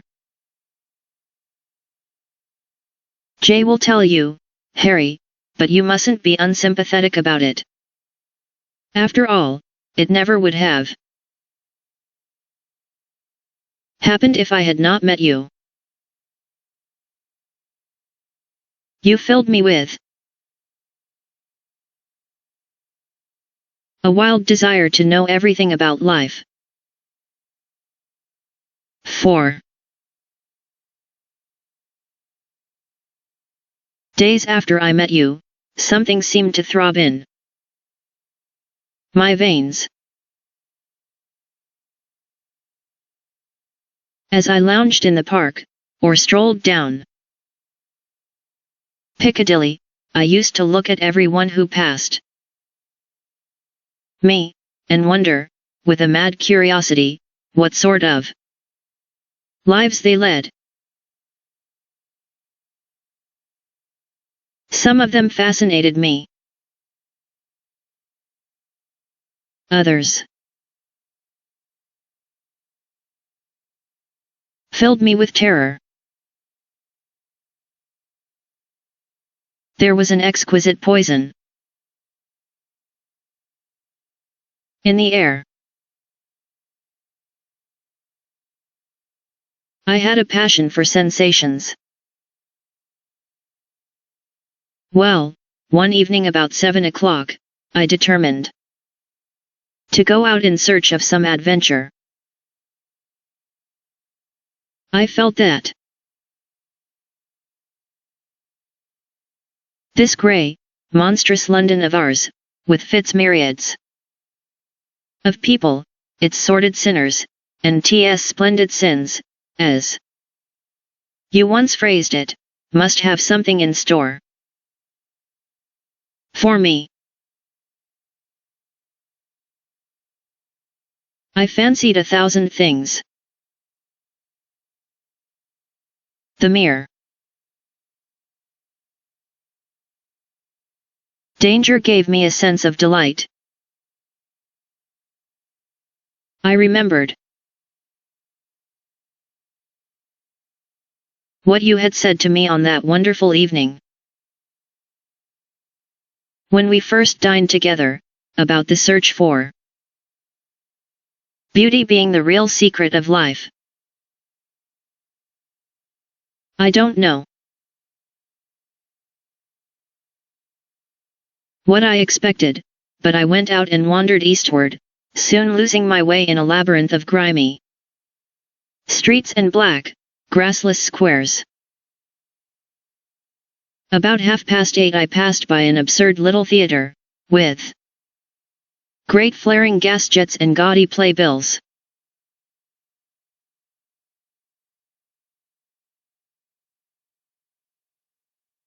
Hideous Jew, in the most amazing waistcoat I ever beheld in my life, was standing at the entrance, smoking a vile cigar. He had greasy ringlets, and an enormous diamond blazed in the center of a soiled shirt. "Have a box, my lord," he said, when he saw me, and he took off his hat with an air of gorgeous servility. There was something about him, Harry, That amused me. He was such a monster. You will laugh at me, I know, but I really went in and paid a whole guinea for the stage box. To the End of page.